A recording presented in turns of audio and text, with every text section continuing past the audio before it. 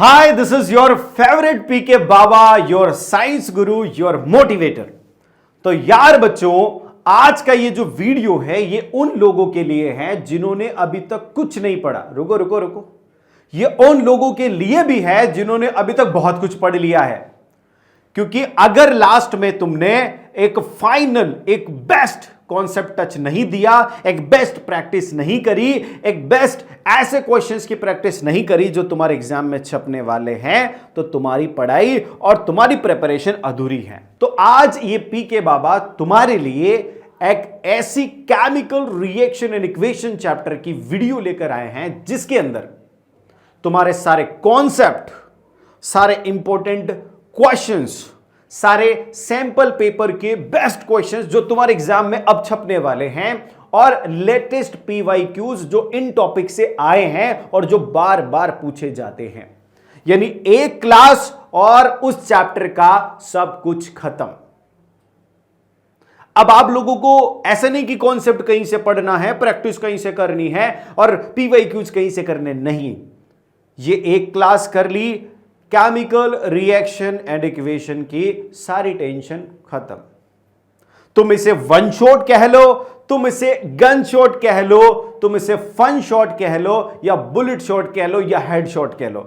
This video is enough to score 100 on 100। और ऐसे ही अलग अलग चैप्टर्स के वीडियोस भी तुम लोगों के लिए मैं लेकर आऊंगा। तो पहले केमिकल रिएक्शन एंड इक्वेशन को खत्म करते हैं, लेकिन उससे पहले मैं आप लोगों से कमिटमेंट चाहता हूं कि यह वीडियो आप शुरू से एंड तक बिल्कुल विद फुल कंसंट्रेशन देखेंगे, क्योंकि उसके बाद मैं तुम लोगों को गारंटी देता हूं कि इस चैप्टर से आया हुआ कोई क्वेश्चन तुम्हारा तुम गलत करके ही बता दो। तुम जानबूझकर भी चाहोगे ना गलत करने का, तब भी नहीं होएगा दोस्त।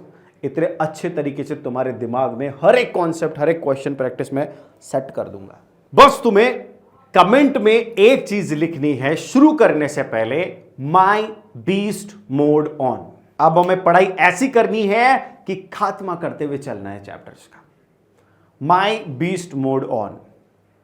और फिर शुरुआत करते हैं। आप सब लोग मेरे विषय में तो जानते ही होंगे, this is your favourite lovable PK baba, one and only teacher in all formats, IIT, NIT, IIIT और 8+ years ऑफ टीचिंग एक्सपीरियंस। तो यार इस वीडियो को बनाने के लिए और इसके कंटेंट को डेवलप करने के लिए सालों की रिसर्च भी है और मेरा एक्सपीरियंस है, जो हर साल पेपर को डिकोड करके मैं रखता हूं कि किस टाइप के क्वेश्चन ये पूछ रहा है और अगले साल किस टाइप के क्वेश्चन पूछेगा।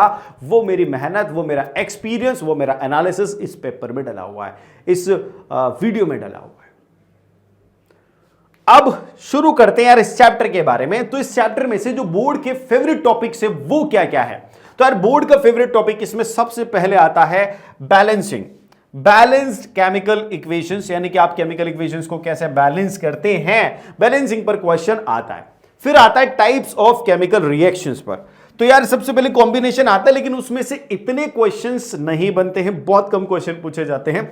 ज्यादा पूछे जाते हैं डिकॉम्पोजिशन से, फिर डिस्प्लेसमेंट और डबल डिस्प्लेसमेंट से, पर्सिपिटेशन, एंडोथर्मिक, एक्सोथर्मिक और रेडॉक्स रिएक्शन। और इनमें से भी काफी सारी कलर रिएक्शंस हैं जो बहुत इंपॉर्टेंट है। तो उन सारी कलर रिएक्शंस की जिम्मेवारी आप मुझ पर छोड़ दो। उनके पूछे गए क्वेश्चंस और उनमें क्या क्या और क्वेश्चन पूछे जा सकते हैं, ये मैं तुमको इस वीडियो में कंप्लीटली बता दूंगा। फिर हम इसको कैसे कवर करेंगे, देखो पूरे के पूरे कॉन्सेप्ट्स आप लोगों के एक एक छोटे से छोटा कॉन्सेप्ट भी इस वीडियो में कंप्लीट होने वाला है और बहुत अच्छे से तुम्हारे दिमाग में सेट होने वाला है। फिर उसके बाद जो इंपॉर्टेंट रिएक्शंस है मैं उन पर स्टार मार्क लगा दूंगा ऑलरेडी कि ये रिएक्शन पर क्वेश्चन पूछा जाता है और इस बार भी पूछा जाएगा। कलर रिएक्शंस, ज्यादातर बच्चे डरते हैं कलर रिएक्शंस, तो यार ऐसे हलवे की तरह कलर रिएक्शंस याद करा दूंगा कि नींद में भी तुमसे कोई पूछेगा ना तो बता दो कि किसका कलर क्या और कौन सी रिएक्शन। लेटेस्ट सब टॉपिक वाइज पीवाईक्यूज, आपको कुछ चैप्टर वाइज पीवाईक्यूज मिलेंगे, कई पूरा प्रीवियस ईयर पेपर मिलेगा, लेकिन मैं आप लोगों को लेटेस्ट 21, 22, 23, 24, 25 यानी कि 21 से 25 तक की जो लेटेस्ट पीवाईक्यूज है सब टॉपिक वाइज, इस चैप्टर में भी सब टॉपिक वाइज वो पीवाईक्यूज में आप लोगों को इस वीडियो में देने वाला हूं। तो एक क्लास और पूरा चैप्टर खत्म। अब आते हैं अपन, शुरुआत करते हैं हमारे सबसे प्यारे चैप्टर जिसका नाम है केमिकल रिएक्शंस एंड इक्वेशन। तो यार सबसे पहले तो केमिकल रिएक्शन और इक्वेशन, इन दोनों में डिफरेंस समझते हैं। केमिकल रिएक्शन क्या होता है यार? केमिकल रिएक्शन एक ऐसा प्रोसेस है जिसमें टू और मोर सब्सटेंसेस मिक्स होते हैं और मिक्स होकर टू और मोर या फिर वन और मोर नए सब्सटेंस बनाते हैं। नए सब्सटेंस मतलब कैसे? जैसे एक छोटा सा एग्जांपल लेते हैं कि हाइड्रोजन। हाइड्रोजन क्या एक गैस है? आप सभी लोग परिचित हैं हाइड्रोजन से, बहुत ही प्यारी गैस है। प्यारी है क्या भाई? आग लगा देती है। और दूसरी गैस है ऑक्सीजन। ऑक्सीजन आग लगाने में हेल्प करती है। It is very essential for producing fire और कंबशन रिएक्शन। अब हाइड्रोजन और ऑक्सीजन दोनों की रिएक्शन से, दोनों को मिक्स करेंगे, एक नया सब्सटेंस बनेगा H2O। आप एक बात देखो, ये आग लगाती है, ये लगाने में मदद करती है और इनसे एक ऐसा सब्सटेंस बन रहा है जो आग बुझाता है। क्या बात है? ये है केमिकल रिएक्शन का बहुत ही प्यारा सा कॉन्सेप्ट, क्योंकि यहां पर जो रिएक्शन में पार्टिसिपेट करते हैं, आफ्टर रिएक्शन वो एक ऐसा प्रोडक्ट फॉर्म करते हैं जो इनसे, जो इसके कॉन्स्टिट्यूएंट्स हैं, उन कॉन्स्टिट्यूएंट से प्रॉपर्टीज में डिफरेंट होता है। तो ये है केमिकल रिएक्शन। अब ये यहां पर मैं आपको बोलूंगा कि हाइड्रोजन और ऑक्सीजन की रिएक्शन होती है और वो प्रोड्यूस करते हैं वाटर, तो उसको लिखने का जो बेस्ट तरीका है वो है केमिकल इक्वेशन। यानी केमिकल रिएक्शंस एक्चुअल में होती हैं और उन रिएक्शंस को रिप्रेजेंट जिस तरीके से हम करते हैं, that way is known as chemical equation. अब यहां पर जो रिएक्शन में पार्टिसिपेट करते हैं उनको हम बोलते हैं रिएक्टेंट। यानी इस एरो के इधर वाले जो भी सब्सटेंसेस है ना, these are known as reactants. क्या कहलाएंगे ये रिएक्टेंट्स है। और ये क्या है? जो रिएक्शन के होने के बाद बन रहा है। जैसे रिएक्शन कंप्लीट हो गई, अब जो प्रोडक्ट फॉर्म हुआ या जो सब्सटेंस फॉर्म हुआ उसे हम क्या बोलेंगे? प्रोडक्ट। यानी रिएक्शन से पहले जो सब्सटेंसेस थे जिन्होंने रिएक्ट किया वो रिएक्टेंट्स कहलाएंगे और जो बनेगा फाइनली वो प्रोडक्ट कहलाएगा। Is it clear? तो यहां पर वही चीजें लिखी हुई है। The substances undergo chemical change are called reactants and the new substance formed is called product. अब यार ये तो हो गई भाई केमिकल रिएक्शन, लेकिन सबसे बड़ी समस्या आती है कि सर पहचाने कैसे कि केमिकल रिएक्शन हो रही है या नहीं हो रही है। तो यार केमिकल रिएक्शन को पहचानने के कुछ तरीके हैं, जिनमें सबसे पहला तरीका है चेंज इन स्टेट। इसका एक एग्जांपल हमने यहां पर दिया, hydrogen gas, oxygen gas. Hydrogen और ऑक्सीजन दोनों गैस से उनसे जो बनने वाला सब्सटेंस है वो नॉर्मली किस में रहता है? लिक्विड स्टेट में, चेंज इन स्टेट। लेकिन सर आइस से वाटर भी तो बनता है, वो भी चेंज इन स्टेट है, लेकिन वहां पर केमिकल रिएक्शन नहीं है। क्यों नहीं है? क्योंकि वहां पर नया प्रोडक्ट फॉर्म नहीं हो रहा है दोस्त, वो water still, chemical composition is same. Ice का भी केमिकल कॉम्पोजिशन सेम है, वाटर का भी सेम है। चेंज इन कलर, आप लोगों ने केमिस्ट्री में ऐसे कारनामे देखे होंगे, मैं आप लोगों को बताता हूं। मैं जब केमिस्ट्री की लैब में गया एक बार, तो मैंने पानी जैसा सब्सटेंस देखा, दूसरा सब्सटेंस भी पानी जैसा। अभी अपन लोग है ना समझते नहीं थे तब, बोले अपने को सब पानी जैसा लगता था, अपने को समझ ही नहीं थी केमिस्ट्री की। फिर हमारे टीचर जी ने एक सिप में ड्रॉप भरी उसकी और उस ड्रॉप को दूसरी जो टेस्ट ट्यूब थी उसमें मिला दिया। अब जैसे दो पानी जैसे सब्सटेंस मिलते अचानक से पिंक कलर। मैंने कहा यो क्या हो गया भाई, अचानक से नया कलर कहां से आ गया? ये है केमिकल रिएक्शन की खूबसूरती, कलर प्रोड्यूस कर देती है। तो भाई हमेशा ध्यान रखना, केमिस्ट्री की लैब में अगर चले गए, पानी जैसी दिखने वाली कोई भी चीज पानी नहीं होती है। ध्यान रखना, वहां तो पानी की बोतल से भी पानी मत पी लेना, कुछ भी हो जाएगा। तो यहां पर जो चेंज इन कलर होता है ये एक इंडिकेशन है केमिकल चेंज का, यानी वहां पर उन दो सब्सटेंसेस के बीच में केमिकल रिएक्शन हुई है और उसके होने से ही कलर चेंज हुआ है। वो जो पिंक कलर प्रोड्यूस हुआ है वो उसी की वजह से हुआ। यहां पर इवोल्यूशन ऑफ गैस, आपके घर में एक छोटा सा मैं एक्सपेरिमेंट आप लोगों को घर में ही कर सकते हो भाई, कोई दिक्कत नहीं है। विनेगर सबके घर में होता है, विनेगर लो, एक कांच के गिलास में विनेगर भरिए, उसके बाद एल्यूमिनियम फॉइल जिसमें तुम खाना ले जाते हो स्कूल में टिफिन में, वो एल्यूमिनियम फॉइल यूज्ड वाली ले लेना, नई वाली खराब मत करना। तो यूज्ड वाली एल्यूमिनियम फॉइल को ऐसे रोल करके बिल्कुल उस कांच के ग्लास में जिसमें विनेगर भरा हो उसमें डाल दो, कुछ समय के लिए इसे छोड़ दो। तो आफ्टर 40-45 मिनट आप देखोगे उसमें से एयर बबल्स निकल रहे हैं। यार ये एयर बबल्स कहां से आ रहे हैं? Chemical reaction. तो जहां पर इवोल्यूशन ऑफ गैस होता है वहां पर भी आप समझेंगे कि केमिकल रिएक्शन हो रहा है। चेंज इन टेम्परेचर में आप लोगों को, सब लोगों को, मैं बिल्कुल गांव से बिलोंग करता था, अभी भी करता ही हूं, अभी कोई बहुत बड़े हाई फाई शहर का बच्चा नहीं हो गया हूं मैं, ठीक है, गांव से बिलोंग करता हूं। तो मेरी मम्मी पहले दीवारों पर चूना लगाती थी। अभी आज के इंसानों को चूना लगा रहे हैं, लगा रहे कि नहीं लगा रहे? भाई तुम लोग भी लगाते हो, भाई सही बात है, ये लगाते कि नहीं लगाते? सही बताओ, लगाते। तो मेरी मम्मी दीवार पे चूना लगाती थी। तो मेरी मम्मी बहुत सारा, एक हमारे गाड़ी लेके आता था, वो गाड़ी वाले से बहुत सारा चूना लेती थी, चूने के पत्थर जैसा होता था वो। मम्मी ने एक बार मुझे बोला कि बेटा जाओ वो चूने का पत्थर उठा के लाओ। मैं उठा के लाया और मम्मी ने बड़ा सारा मटका ले रखा था, बड़ा मटका, उस मटके में पानी भरा हुआ था। मम्मी ने बोला कि वो मटके में जाके डाल दो और धीरे से डालना, मटका न टूट जाए। मैंने डाला, मटके में पानी नॉर्मल था और मैं उसे उठा के ला रहा हूं तो वो भी गर्म नहीं होगा, नॉर्मल ही होगा, तभी मैं उठा पा रहा हूं।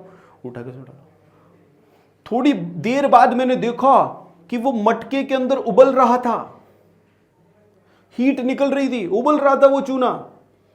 मैं कहा मम्मी ये क्या हो गया?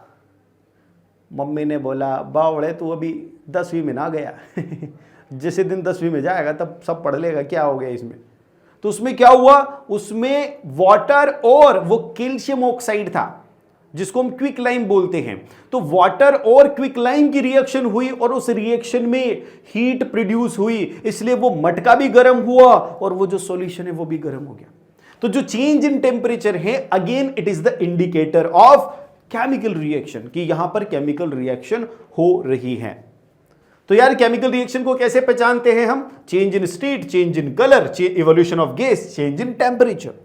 अब ऐसा नहीं है टेम्परेचर बढ़ेगा ही सही हमेशा, किसी किसी रिएक्शन में टेम्परेचर कम भी हो जाता है। तो टेम्परेचर में जो चेंज है वो केमिकल रिएक्शन का इंडिकेशन है। अब हम बात करें कि सर ये जो केमिकल रिएक्शंस होती हैं, इन केमिकल रिएक्शंस को रिप्रेजेंट कैसे करें? तो मैंने आपको शुरू में ही बताया रिप्रेजेंटेशन का तरीका ही क्या कहलाता है? Chemical equation. सबसे पहले आया वर्ड इक्वेशन। जैसे यहां पर हम छोटा सा एग्जांपल लेंगे कि मैग्नीशियम जो है ऑक्सीजन के साथ रिएक्शन करता है और मैग्नीशियम ऑक्साइड फॉर्म करता है। तो इसको वर्ड इक्वेशन में लिखो, magnesium plus oxygen gives magnesium oxide. हमें पता है एरो के इधर वाला जो रिएक्शन में पार्टिसिपेट करता है वो रिएक्टेंट्स होते हैं और रिएक्शन के बाद जो नई चीज बनती है वो प्रोडक्ट होता है। सिंपल सी बात है। तो ये तो हो गया वर्ड इक्वेशन। अगर मैं इसको सिंबॉलिक फॉर्म में यहां पर रिप्रेजेंट करूं, जैसे मैग्नीशियम का Mg, ऑक्सीजन जो है गैसेस फॉर्म में है O2, और यहां पर हम बात करें मैग्नीशियम ऑक्साइड, तो ये हो जाएगा क्या? Chemical equation. ये कौन सी इक्वेशन थी? Word equation. ये कौन सी इक्वेशन है? Chemical equation. अब यहां तक तो आप सब लोग समझ लिए, बहुत अच्छे से समझा। लेकिन अब आता है मेन पॉइंट, जहां पर क्वेश्चंस बोर्ड हमेशा पूछता आ रहा है हर साल, यानी जब से बोर्ड शुरू हुआ होगा और जब से chemical reaction and equation syllabus में आया है, तब से एक भी साल ऐसा नहीं गया जिस वर्ष या जिस ईयर में बोर्ड ने बैलेंसिंग पर क्वेश्चन नहीं पूछा हो। शुरू से एंड तक उठाकर देख लो, हर साल बैलेंसिंग पर क्वेश्चन आता है। लेकिन सबसे इंपॉर्टेंट बात यह है कि यार ये बैलेंसिंग तो कर देंगे हम, कैसे करेंगे वो मैं बताएंगे, लेकिन सबसे बड़ी तकलीफ होती है बच्चों के साथ स्टेट, यानी रिएक्शन को और ज्यादा, केमिकल जो इक्वेशन है उसको और ज्यादा इंफॉर्मेटिव बनाने के लिए उसकी स्टेट्स भी मेंशन करनी जरूरी है। जो उसमें रिएक्टेंट्स है, जो उसमें प्रोडक्ट फॉर्म हो रहे हैं, उनकी स्टेट भी मेंशन करना बहुत बहुत जरूरी है। अब लेकिन बच्चों के साथ ये बड़ी प्रॉब्लम है कि सर ऐसे सारे केमिकल की स्टेट याद रहेगा क्या हमको? बोले हम छोटा बालक है, हम सबका कैसे याद कर सकता है? तो मैं तुमको बताऊंगा भाई, तुम्हारे पी के बाबा किस लिए हैं। मैं तुमको बताऊंगा कि तुम्हें कौन कौन से याद रखने हैं और कैसे याद रखोगे। तो यार यहां पर सिंपल सा चलते हैं अपन। सबसे पहले सॉलिड स्टेट में आपको क्या क्या मिलेंगे। देखो सॉलिड स्टेट को आप एस लिखेंगे ब्रैकेट में किसी भी सब्सटेंस के पीछे, तो यह बताया जाएगा कि वो सब्सटेंस सॉलिड स्टेट में है। अब कौन कौन से सब्सटेंस सॉलिड स्टेट में होते हैं? तो जनरली जो सारे मेटल्स हैं वो सॉलिड स्टेट में है, एक्सेप्ट वन जिसका नाम है मरकरी। मरकरी लिक्विड में होता है, बाकी सारे के सारे मेटल्स किस में होते हैं? सॉलिड में। फिर हम बात करेंगे मेटल्स के ऑक्साइड। तो जनरली जो मेटल्स के ऑक्साइड है वो भी किस स्टेट में होते हैं? सॉलिड स्टेट में। तो जहां पर आ जाए जिंक ऑक्साइड आ गया, लेड ऑक्साइड आ गया, यानी ऐसे कई भी ऑक्साइड आ जाएंगे, कैल्शियम ऑक्साइड आ गया, ये सारे ऑक्साइड कैसे होंगे? सॉलिड होंगे जनरली। फिर हम बात करते हैं मेटल के सल्फाइड, सिल्वर सल्फाइड। तो जो मेटल के सल्फाइड होते हैं, कॉपर सल्फाइड, ये सब कैसे होंगे? सॉलिड स्टेट में। फिर जो नॉन मेटल्स हैं जैसे कार्बन, सल्फर, सिलिकॉन, ये सब किस में होंगे? सॉलिड स्टेट में। ठीक है। फिर हम बात करते हैं इनसॉल्युबल सॉल्ट, यानी कुछ सॉल्ट ऐसे होते हैं जो वाटर में इनसॉल्युबल होते हैं, और these are very very important, क्योंकि इनमें बच्चा फंस जाता है, क्योंकि काफी सारे सॉल्ट जो है वो एक्वस स्टेट में होते हैं, लेकिन ये कुछ स्पेसिफिक सॉल्ट है जो सॉलिड स्टेट में होंगे, जिनमें बेरियम सल्फेट है। अच्छा, इसका कलर भी बहुत इंपॉर्टेंट है। बेरियम सल्फेट का कलर क्या होता है? व्हाइट। लेड आयोडाइड है, इसका कलर क्या होता है? येलो, सॉलिड है ये। AgBr है, इसका कलर क्या होता है? येलो। फिर AgCl है, इसका कलर होता है व्हाइट। तो ये कुछ ऐसे सॉल्ट हैं जो इनसॉल्युबल सॉल्ट है, यानी ये वाटर में डिसॉल्व नहीं होते हैं, और ये सॉल्ट के पीछे आपको ब्रैकेट में S लिखना है। क्या लिखना है? ब्रैकेट में S, यानी सॉलिड स्टेट में ये पाए जाते हैं। फिर हम बात करते हैं लिक्विड की। तो जैसे मेटल में इकलौता मेटल है क्या? मरकरी, ये लिक्विड स्टेट में। नॉन मेटल्स में ब्रोमीन, जिसे लिक्विड में क्या है? मरकरी। नॉन मेटल्स में ब्रोमीन और वाटर, इन सब के पीछे आपको क्या लिखना है? लिक्विड।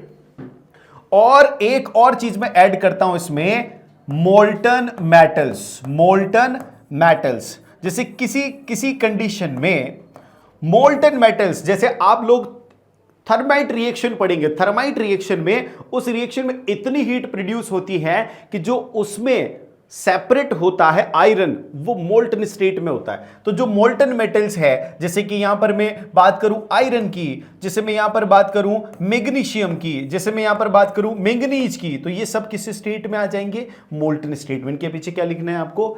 L लिखना है। पर स्पेसिफिकली जब रिएक्शन में ये मेंशन्ड हो कि यहां पर मेटल मोल्टन स्टेट में है, then only you need to use bracket में L। फिर हम आते हैं गैस की। तो यार गैस के लिए तो सिंपल सा है, जैसे chlorine, oxygen, hydrogen, fluorine, iodine, जितने भी गैसेस है ना, ये सब के पीछे G लगाना है अपने को। Carbon dioxide, monoxide, methane, helium, neon, krypton, xenon. फिर यहां पर नाइट्रोजन, सिल्वर सल्फाइड नहीं, sorry, hydrogen sulphide. Hydrogen sulphide भी गैसियस होता है। मैंने यहां पर लिखा था मेटल के सल्फाइड कैसे होते हैं? सॉलिड, लेकिन हाइड्रोजन का सल्फाइड गैसियस होता है। फिर sulphur dioxide, sulphur trioxide, nitrogen dioxide, nitrous oxide, ये सब कैसे हैं? गैसियस स्टेट में है, यानी जहां पर भी ये दिख जाए उनके पीछे ब्रैकेट में G लगा देना। फिर एक्वस, भाई एक्वस में बड़ा दिक्कत होता है लोगों को। एक्वस का मतलब होता है कोई भी सॉल्यूशन या कोई भी ऐसा सब्सटेंस जो वाटर में मिक्स्ड है। तो यहां पर सबसे पहले तो सॉल्ट्स की आती है बारी। जितने भी सोल्ट्स जो वाटर में सॉल्युबल है, यानी सॉल्युबल सोल्ट्स की बात करेंगे अपन, वो सॉल्युबल सोल्ट्स जैसे कि NaCl, जैसे कॉपर सल्फेट, आयरन सल्फेट और लेड नाइट्रेट, ये सब जो है ये कैसे होंगे? एक्वस होंगे, क्योंकि ये वाटर में सॉल्युबल है। कैसे होंगे? एक्वस। अच्छा, इनके कलर की भी बात होती है। कॉपर सल्फेट ब्लू कलर का होता है, फिर सल्फेट ग्रीन कलर का होता है। तो मैं वैसे तो कलर आपको शुरू से ही मेंशन करके चलूंगा, ताकि बार बार आप इसे रिपीट करेंगे तो याद हो जाएगा। शुगर है, शुगर भी वाटर में सॉल्युबल है, तो यहां पर भी एक्वस लिखना है। दूसरी बात, जितने भी एसिड हैं और सॉल्युबल बेसिस जैसे कि सोडियम हाइड्रोक्साइड, जैसे कि कैल्शियम हाइड्रोक्साइड, जैसे मैग्नीशियम हाइड्रोक्साइड, ये जितने भी सॉल्युबल बेसिस हैं, ये सब क्या हैं? एक्वस है। इनके पीछे एक्वस लिखना है। अब हम आगे बढ़ते हैं और कुछ प्रैक्टिस करते हैं। अब हमारे कॉन्सेप्ट्स की शुरुआत हो चुकी है और हमें प्रैक्टिस करनी है। अब इस प्रैक्टिस में सबसे पहले हमारे पास है जिंक सल्फाइड। तो यार जिंक सल्फाइड को कैसे लिखेंगे? ZnS लिखते हैं। अभी इसके पीछे ब्रैकेट में सॉलिड आएगा, लिक्विड आएगा, या गैस आएगा, या एक्वस आएगा। आप सब समझते हैं मेटल के सल्फाइड्स क्या है? सॉलिड। फिर ऑक्सीजन सब जानते हैं, O2 गैसियस होता है, लिखो भाई। गिव्स जिंक ऑक्साइड, मेटल का ऑक्साइड है, कैसा होगा? सॉलिड। फिर क्या है? Sulphur dioxide, SO2 gaseous. तो आप अच्छे से स्टेट लिख पा रहे हैं, that is very good. Silver nitrate, मैंने आपको बोला था कि जितने भी सॉल्ट है, सॉल्युबल सॉल्ट्स, और जो इनसोल्युबल सॉल्ट है वो स्पेसिफिकली मैंने मेंशन कर दिए थे वहां पर, barium sulphate, lead iodide, silver chloride, silver bromide कर दिया था। लेकिन ये यहां पर सिल्वर नाइट्रेट है, तो सिल्वर नाइट्रेट कैसा होगा, सॉल्युबल सॉल्ट है, तो सॉल्युबल सॉल्ट कैसा होता है, एक्वस, AQ लिखना है, प्लस सोडियम क्लोराइड, ये भी कैसा है, एक्वस सॉल्ट है, सॉल्युबल सॉल्ट है, गिव्स सिल्वर क्लोराइड। अब आप जानते हैं सिल्वर क्लोराइड कैसा है, इनसॉल्युबल सॉल्ट, यहां क्या लिखोगे, S, plus sodium nitrate NaNO3, ये भी एक सॉल्युबल सॉल्ट है, तो यहां पर एक्वस लिखा जाएगा। Is it clear? बहुत सिंपल से प्यार से हमने समझ लिया है कि क्या कैसे लिखना है। अब हम बात करते हैं कि यार ये जो केमिकल इक्वेशंस हम लिख रहे हैं इनकी बैलेंसिंग की क्या जरूरत है। यार बैलेंसिंग की जरूरत ये होती है किसी भी केमिकल रिएक्शन में ना तो मास डिस्ट्रॉय होता है ना ही नया मास क्रिएट होता है, ना कोई एटम नया बनता है ना पुराना एटम खत्म होता है। तो जितने एटम रिएक्शन से पहले थे उतने ही एटम रिएक्शन के बाद भी होंगे, यानी कि सिर्फ उन एटम्स का रीअरेंजमेंट होता है।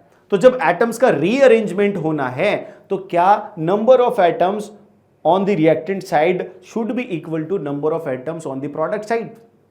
यस, वही करना है, यहां पर हमें वही करना है। जैसे यहां पर मैग्नीशियम की बात करूं मैं, तो ये मैग्नीशियम जो है यहां पर अकेला है, यहां पर भी अकेला है, लेकिन यहां पर ऑक्सीजन के एटम्स दो है, यहां पर अकेला है, तो क्या बैलेंस्ड नहीं। तो ऐसी रिएक्शन जो बैलेंस नहीं है उसको अनबैलेंस्ड बोलते हैं, या फिर उसको स्केलेटल केमिकल रिएक्शन भी या इक्वेशन भी बोलते हैं। और जो बैलेंस्ड है उसको बैलेंस बोलेंगे। यहां पर देखो आप बैलेंस्ड है क्या, दो मैग्नीशियम, यहां पर भी दो मैग्नीशियम। अब यहां पर क्या होता है, जब यहां पर आगे 2 लग जाएगा इसका मतलब ऑक्सीजन के डबल एटम है, यहां पर सबस्क्रिप्ट में लगे, इसका मतलब ऑक्सीजन के 2 एटम, तो दो यहां कंप्लीट इक्वल हो गए, तो ये बैलेंस्ड। अब आप लोगों को इनको बैलेंस करना। देखो बैलेंसिंग पर हर बार क्वेश्चन आता है, कैसे क्वेश्चन आते हैं अभी हम साथ के साथ करते चलेंगे। सबसे पहले यहां पर देखेंगे तो यहां पर आयरन को देखोगे तो कितने आयरन है, 3, यहां पर कितना है, 1। अच्छा, जब भी बैलेंस करेंगे सिर्फ आगे लिखेगा, आप यहां मत लिख दीजिएगा, ये रॉन्ग है। सबस्क्रिप्ट में कभी भी नंबर बैलेंस नहीं किया जाएगा, ये रॉन्ग है, बिल्कुल इनकरेक्ट है, तो यहां से इसको हटा दो। क्या किया आपने, आगे लिख दिया। अब आयरन आपका बैलेंस। अभी ऑक्सीजन पर देखो, ऑक्सीजन 4 है, यहां पर ऑक्सीजन अकेला है, कि इसको बैलेंस करने के लिए यहां पर 4 कर दूं, ऑक्सीजन बैलेंस। लेकिन अब हाइड्रोजन यहां पर डबल है, यहां पर तो 8 है, तो इसको भी 8 कैसे किया जा सकता है, ऐसे 4 × 2 8 बैलेंस्ड। तो ये केमिकल रिएक्शन बैलेंस हो गई। यहां पर देखो एल्यूमिनियम और ऑक्सीजन की रिएक्शन से एल्यूमिनियम ऑक्साइड बन रहा है। एल्यूमिनियम क्या है, यहां पर डबल, यहां पर अकेला है, यहां पर डबल कर दूं, क्या कर दो, बैलेंस्ड। यहां पर ऑक्सीजन कितना है, 3 टाइम्स, यहां पर 3 टाइम्स बनाया जा सकता है कि नहीं, अगर मैं इसको 1 टाइम्स रखूंगा तो 2 रहेगा, 2 टाइम्स कर दूंगा तो 4 हो जाएगा, और 3 टाइम्स कर दूंगा तो 6। तो दोनों में कॉमन क्या आ सकता है, 6 आ सकता है, तो मैं इसको 3 टाइम्स कर दूं, ये बैलेंस। लेकिन इम्बैलेंस्ड हो गया। इम्बैलेंस इधर कितना हो गया, इसकी बैलेंसिंग के चक्कर में 4, तो क्या यहां पर भी मैं 4 कर दूं तो बैलेंस हो जाएगा। अभी मेरा सारा कुछ बैलेंस हो गया। Is it clear? अब यहां देखो, यहां पर हम देखेंगे तो यहां पर बेरियम बरोबर है, यहां पर क्लोरीन 2, वहां पर क्लोरीन 3। अब 2 और 3 में कैसे बैलेंसिंग होगी, या तो इसे 3 से मल्टीप्लाई कर दो और इसे 2 से मल्टीप्लाई कर दो, 6 हो गया। 2 × 3 6, 2 × 3 6। अब यहां पर बेरियम 3 टाइम्स है, तो यहां पर बेरियम को 3 टाइम्स कर दो, तो बेरियम पहले तो क्लोरीन हो गया, फिर बेरियम हो गया। अब क्या इम्बैलेंस हुआ, यहां पर एल्यूमिनियम 2 टाइम्स है, क्या एल्यूमिनियम यहां 2 टाइम्स है, बिल्कुल बरोबर है। यहां पर SO4 यानी सल्फेट आयन 3 टाइम्स है, तो क्या यहां पर सल्फेट आयन 3 टाइम्स है, बिल्कुल, ये भी बैलेंस्ड, ऑटोमेटिक बैलेंस्ड। तो इस प्रकार से आप हिट एंड ट्रायल मेथड से बैलेंसिंग कर सकते हैं। आप जितने, आपको ध्यान रखना है, जितने किसी पर्टिकुलर एटम के जो नंबर ऑफ एटम्स है एलिमेंट के, वो प्रोडक्ट साइड पर जितने हैं रिएक्टेंट साइड पर भी उतने ही होने चाहिए। अब रिएक्शन को और ज्यादा इंफॉर्मेटिव बनाने के लिए हमें उसकी जो नेसेसरी कंडीशन है that should be mentioned on the reaction, यानी जो नेसेसरी कंडीशंस होती हैं वो रिएक्शन में मेंशन होनी चाहिए। तो यार यहां पर रिएक्शन में मेंशन कैसे करें, जैसे यहां पर आप देखो, ये कार्बन मोनोऑक्साइड है गैसियस फॉर्म में और हाइड्रोजन है गैसियस फॉर्म में। अगर मैं दोनों गैसेस को मिक्स कर दूं तो क्या ये आपस में रिएक्ट करेंगी और क्या वो मिथेनॉल बनाएंगी? अगर आप उसे नॉर्मल प्रेशर, नॉर्मल टेम्परेचर पे मिक्स कर देते हो तो वो सिर्फ मिक्स ही रहेंगी, कभी भी ये फॉर्म नहीं होगा अनटिल एंड अनलेस, जब तक इस पर जो प्रेशर है वो 340 एटमॉस्फेरिक नहीं लगा दिया जाए। जैसे इतना प्रेशर होगा ऑटोमेटिकली आपस में दोनों रिएक्ट करके क्या फॉर्म करेंगी, मिथेनॉल। यानी इन दोनों की रिएक्शन के लिए दिस इज नेसेसरी कंडीशन। अगर ये नेसेसरी है तो it should be mentioned in the chemical equation. तो वही हमने किया, कहां पर लिखेंगे, ये एरो के ऊपर लिख देंगे। जैसे यहां पर चलो, कार्बन डाइऑक्साइड वाटर से रिएक्ट करके ग्लूकोज बनाती है और ये फोटोसिंथेसिस की रिएक्शन है। लेकिन क्या फोटोसिंथेसिस की रिएक्शन विदाउट सनलाइट हो सकती है? नहीं। क्या विदाउट क्लोरोफिल हो सकती है? नहीं। यानी these are the necessary conditions that should be mentioned on the chemical equation. और अगर इनको मेंशन नहीं करोगे तो आदमी तो पढ़ने वाला यही समझेगा कि कभी भी तुम तो CO2 को मिलाओ वाटर के साथ ग्लूकोज बन जाएगा। और इनको लिखने से क्या पता चलेगा कि ये जरूरी है। ऐसे कभी भी ग्लूकोज नहीं बनेगा। सिर्फ कब बनेगा? जब क्लोरोफिल भी प्रेजेंट होगा और सनलाइट भी प्रेजेंट होगी। इसीलिए ये फोटोसिंथेसिस की रिएक्शन स्पेसिफिकली कहां होती है? लीव्स में, क्योंकि लीव्स में क्लोरोफिल होता है और सनलाइट भी उन पर आती है। Is it clear? इसीलिए रात में नहीं होती फोटोसिंथेसिस, क्योंकि सनलाइट नहीं होती। Is it clear? तो आ जाओ यार, पहला क्वेश्चन करते हैं आज के इस वीडियो का, जो 2025 में आया हुआ है। अब आएगा ना मजा। PYQs कैसे चुटकियों में सॉल्व हो जाएंगे तुम लोगों से, ये मैं आपके इस कॉन्सेप्ट में आप लोगों को समझा के रहूंगा कि जो आप पढ़ रहे हो वो ऐसा पढ़ रहे हो कि कोई भी क्वेश्चन तुम्हारे सामने टिक ही नहीं सकता। चलो आ जाओ। क्वेश्चन क्या है कि भैया ये एक केमिकल रिएक्शन है, P यहां पर P जो है एल्यूमिनियम के आगे लिखा हुआ है, तो P aluminium QH2O gives RAl2O3 plus SH2। अब इसको बैलेंस करना है। अब आप लोग जानते हो बैलेंस करोगे तो यहां पर Q जितना होगा क्या S भी उतना ही होगा? अरे बोलो बोलो बोलो, क्या चुटकियों में आंसर ला दूं इसका? क्या Q और S बराबर होगा? बिल्कुल होगा सर, क्योंकि यहां पर भी H2 है और वहां पर भी H2 है, तो जो यहां पर आगे आएगा मल्टीप्लायर वही वहां पर मल्टीप्लायर आएगा, यानी Q बराबर S। यानी PQ जो सेकंड स्टेट पे है वो फोर्थ पर बराबर होना चाहिए। क्या यहां पर 2 और 1 बराबर है? नहीं। 3 और 1 बराबर है? नहीं। 3 और 3 बराबर है? बिल्कुल। तो C आंसर हो जाएगा। खत्म। और कुछ देखना ही नहीं है। बैलेंसिंग गई भाड़ में, टेंशन लेने की जरूरत ही नहीं है। आ गया। ये क्वेश्चन 2021 में पूछा गया कि sodium react with water to form sodium hydroxide and hydrogen gas, the balanced equation which represent the above reaction is. तो इनमें से कौन सी बैलेंस्ड है? तो आपको बैलेंसिंग करनी नहीं है, चेक करनी है कि कौन सी बैलेंस्ड है। तो यहां पर देखो, यहां पर सोडियम अकेला है, यहां पर सोडियम डबल है, नहीं। यहां सोडियम डबल है, यहां पर सोडियम डबल है, कोई बात नहीं। यहां पर आप इसको जब H2O टूटता है ना दोस्तों, तो एक H और एक OH देता है। तो यहां से एक H दिया होगा, एक OH दिया होगा। यहां पर कितने? 2H 2 OH दिए होंगे। तो 2 सोडियम ऑलरेडी है, तो 2 OH यहां पर, भैया OH तो बैलेंस हो गया इससे, और 2 H भी बैलेंस हो गया। ठीक है, यानी ये वाली बैलेंस्ड है। इसको चेक करो। नहीं, यहां पर 2 सोडियम, वहां पर 1 सोडियम। यहां पर देखो 2 सोडियम, यहां पर भी 2 सोडियम, लेकिन 2 हाइड्रोजन, यानी कि यहां पर 2 × 4 हाइड्रोजन एटम है, यहां पर तो 2 ही एटम है, ये नहीं। तो बी आंसर हो जाएगा। खत्म। क्या करना है? सिंपल सा बैलेंसिंग चेक करनी है। ये वाला देखो, ये क्वेश्चन आया है 25 में। कैसे आया? सबसे पहले आपको बताना है why do we balance a chemical equation. तो यार बैलेंस क्यों करनी है? तो आप लोगों को एक स्टेटमेंट मेंशन करना पड़ेगा, और ये मेंशन इस तरीके से करना पड़ेगा जिस तरीके से मैं बोल रहा है तुमको। क्या बोल रहा हूं मैं? In any chemical reaction atoms can not be created nor be destroyed. क्या बोल रहा हूं मैं? Atoms can not be created nor be destroyed, या फिर mass in any chemical reaction mass can not be created nor be destroyed. इसलिए हमें यहां पर इसको बैलेंस करना पड़ता है। Number of atoms on the reactant side is equal to number of atoms of the particular element of the product side. ये आपको करना पड़ेगा, इसलिए आपको बैलेंस करना पड़ता है। फिर name and state the law that suggest the balancing of chemical equation. मैंने अभी बताया लॉ ऑफ मास कंजर्वेशन। क्या करना है आपको? Law of mass conservation use करना है। फॉलोइंग केमिकल इक्वेशन को आपको क्या करना है? बैलेंस करना है। चलो, हमारा मेन मकसद है बैलेंसिंग। कैसे करोगे आप? यहां पर भी जो फॉस्फेट आयन है वो phosphate ion as a whole है, यानी अलग अलग नहीं हो रहा है। फॉस्फोरस और ऑक्सीजन अलग अलग नहीं है, फॉस्फेट आयन एक साथ है। तो यहां पर 2 फॉस्फेट आयन है, यहां पर 1 फॉस्फेट आयन है, इसको डबल कर दो तो फॉस्फेट फॉस्फेट बैलेंस्ड। ठीक है। यहां पर लेकिन जिंक 3 टाइम्स, इसको जिंक कर सकते हो, 3 टाइम्स कर दो, ये जिंक और जिंक बैलेंस्ड। हाइड्रोजन यहां पर 6 है, 2 इंटू 3 6, यहां पर क्या 3 इंटू 2 6 कर दो, ये बैलेंस है, खत्म। अब यहां पर और चीज आपको क्या लिखनी, डिफाइन प्रेसिपिटेशन रिएक्शन। तो भाई प्रेसिपिटेशन रिएक्शन पर अभी हम नहीं आए हैं, अभी हम आगे जब प्रेसिपिटेशन रिएक्शन पढ़ेंगे तो इस क्वेश्चन को भी सॉल्व करेंगे। ये 2025 में आया हुआ क्वेश्चन है, तो ऐसे क्वेश्चन आ रहे हैं और तुम उसको चुटकियों में सॉल्व कर रहे हो कि नहीं कर रहे हो, चैट में बताओ फटाफट से, कमेंट में पता चलना चाहिए कि तुम इनको चुटकियों में सॉल्व कर पा रहे हो या नहीं कर पा रहे हो। और मैं यकीन के साथ कहता हूं पीके बाबा के जो जाबाज सिपाही है वो सब सॉल्व कर देंगे। एक और क्वेश्चन देखो, ये भी 25 का है। Right the balance chemical equation for the reaction that occurs.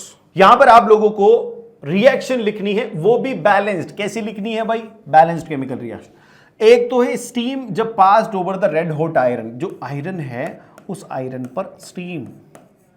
मैंने आप लोगों को बताया था कि आयरन जो है स्टीम से ही रिएक्ट करता है और क्या फॉर्म करता है, Fe2O3 आयरन ऑक्साइड और हाइड्रोजन गैस। अब इसको बैलेंस कर लो। फिर ये तो A हो गया। अब आप यहां पर इसको बैलेंस करने जाओगे तो कैसे बैलेंस करोगे भाई, सिंपल सा बैलेंसिंग का तरीका है। ये यहां पर 3 है और इधर आप 3 कर सकते हो, क्या कर दो भाई, ठीक है। और ये कितना आयरन, डबल, ये डबल आयरन हो गया, तो ऑक्सीजन और आयरन तो बैलेंस हो गया, हाइड्रोजन को कर दो, ये हो गया, ये बैलेंस्ड, खत्म काम। बी पे देखो, natural gas is burned in the air. Natural gas में मीथेन ले लो। मीथेन जब एयर में बर्न होती है तो क्या होता है, ऑक्सीजन के साथ रिएक्शन करती है और क्या बनाती है, कार्बन डाइऑक्साइड, वाटर और हीट। तो कार्बन डाइऑक्साइड और इसको कर दो बैलेंस, CO2 बैलेंस्ड ऑलरेडी। अच्छा तो क्या हो जाएगा ये, यहां पर कार्बन कार्बन बैलेंस्ड है, हाइड्रोजन 2 इसके साथ जुड़ेंगे, एक ऑक्सीजन इसके साथ चली गई, इसको डबल कर दो, हो गया बैलेंस्ड, हो गया बैलेंस्ड। कार्बन और ऑक्सीजन, ऑक्सीजन कितने हो गए यहां से 4, ऑक्सीजन यहां से कितने हो गए 2 और 2 4, खत्म। सी देख लो, glucose reacts with oxygen in the cell of our body and provides energy. तो यार ये कौन सी रिएक्शन है, रेस्पिरेशन रिएक्शन। आप लोगों को अगर ये रिएक्शंस नहीं आ रही हैं तो कोई दिक्कत वाली बात नहीं है, ये रिएक्शंस आपके चैप्टर्स में है, रेस्पिरेशन में ये रिएक्शन है। अभी मैं यहां पर आप लोगों को कंबशन में ये रिएक्शन पढ़ाऊंगा। ये रिएक्शन कहां पढ़ाऊंगा मैं, कंबशन में। और ये रिएक्शन कहां पढ़ोगे आप, मेटल नॉन मेटल में। मेरा यहां पर मकसद जो है वो इनको बैलेंस करना है। क्या करना है इनको, बैलेंस। अब देखो रेस्पिरेशन की बात करते हैं। रेस्पिरेशन में क्या होता है, ग्लूकोज जो होता है वो रिएक्ट करता है किसके साथ, ऑक्सीजन के साथ, और क्या प्रोड्यूस करता है, और प्रोड्यूस करता है कार्बन डाइऑक्साइड और एनर्जी, ठीक है। और क्या प्रोड्यूस करता है, कार्बन डाइऑक्साइड, एनर्जी और वाटर। अब देखो यहां पर बैलेंसिंग करोगे, ये 6 कार्बन है, ये 6 कार्बन, ऑक्सीजन 12 है, यहां पर ऑक्सीजन 12 है क्या, नहीं, यहां पर कितनी 6, तो इसको भी 6 और करना पड़ेगा, फिर ये 12 हो जाएंगी। लेकिन यहां पर भी गड़बड़ हो जाएगी फिर, और हाइड्रोजन 12 है तो यहां पर 12 हाइड्रोजन करने के लिए 6, तो 6 ऑक्सीजन यहां चाहिए और 12 ऑक्सीजन यहां चाहिए, तो इसको कितना करना पड़ेगा, 9 टू 18, 18 में कितना हो गया, 6 ये 12 ये 18 हो गया, बिल्कुल क्लियर है। हाइड्रोजन 12 है, हाइड्रोजन 12 है, बैलेंस्ड है, ऑक्सीजन बैलेंस्ड हो गया, कार्बन बैलेंस्ड हो गया, बिल्कुल सही है। बहुत अच्छे से अपन ने रेस्पिरेशन रिएक्शन को बैलेंस कर दिया। तो ये 2025 का क्वेश्चन है। यार एक क्वेश्चन और करते हैं 2025 का। देखो क्या पूछा इसमें, translate the following statement into a chemical equation and then balance it. तो यार केमिकल इक्वेशन को पहले, केमिकल रिएक्शन को पहले केमिकल इक्वेशन में ट्रांसलेट करना है, यानी कि केमिकल इक्वेशन में कन्वर्ट करना है, फिर उसको बैलेंस करना है। तो चलो पहला वाला क्वेश्चन देखते हैं क्या है इसमें। पहले बोल रहा है ये nitric acid react with calcium hydroxide to form calcium nitrate in water, यानी नाइट्रिक एसिड जो है, नाइट्रिक एसिड देखो, नाइट्रिक एसिड जिसको नहीं पता भाई वो याद कर ले, HNO3 नाइट्रिक एसिड होता है। और ये जो नाइट्रिक एसिड है ये कैसा होता है, मैंने बोला सारे के सारे एसिड कैसे होंगे, एक्वस। चलो अब स्टेट भी लिखते चलते हैं, अगर आपको पूरे में से पूरे मार्क्स चाहिए तो स्टेट भी मेंशन करना बहुत जरूरी है। किसके साथ रिएक्ट करेगा, कैल्शियम हाइड्रोक्साइड। कैल्शियम हाइड्रोक्साइड क्या है, ये एक बेस है, और कैसा बेस है, ये वाटर में सॉल्युबल बेस है। तो इसके पीछे भी क्या लिखोगे, एक्यू, एक्वस। फिर ये दोनों की रिएक्शन हुई, क्या बना, कैल्शियम नाइट्रेट। कैल्शियम नाइट्रेट जो बनेगा, कैल्शियम नाइट्रेट भी एक सॉल्युबल सॉल्ट होता है, इसको भी AQ लिखेंगे, प्लस वाटर। वाटर के साथ हमेशा हमें लिक्विड लिखना होता है।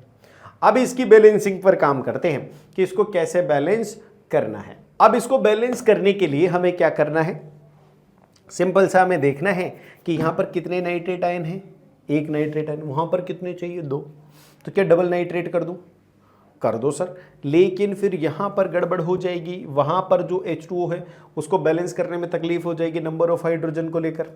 तो यार यहां पर बैलेंसिंग कैसे करें उसको ध्यान से देखो। सबसे पहले आपको क्या करना है, आप देखते हैं कि वाटर कैसे फॉर्म होता है, HOH से फॉर्म होता है। यहां पर आप देखेंगे ये क्या देगा, सिर्फ आपको OH, कितने OH दे रहा है ये, डबल OH। आपको कितना चाहिए वहां पर तो एक OH है, तो OH को डबल करने के लिए यहां पर डबल OH करो।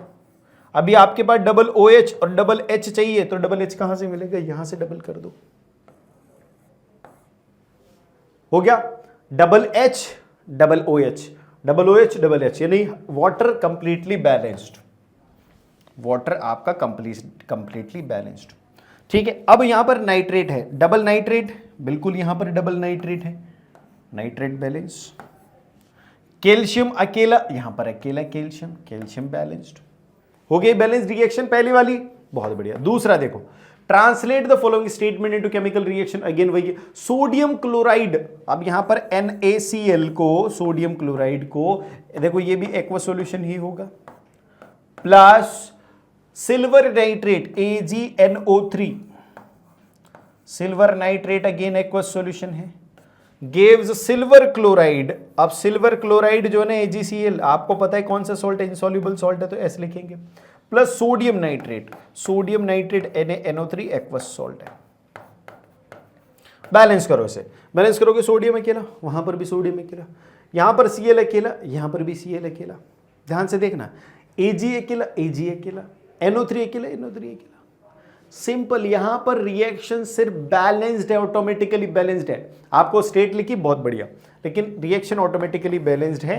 अब आता है हमारा नेक्स्ट सबसे important part of the chapter, जिसका नाम है टाइप्स ऑफ केमिकल रिएक्शन। यार इस जगह से बहुत सारे क्वेश्चंस पूछे जाते हैं, यानी हर टाइप से क्वेश्चन पूछे जाते हैं, और मैं यहां पर यह भी बताऊंगा आप लोगों को कि इनमें से कौन सा टाइप है जिससे ज्यादा क्वेश्चन आते हैं।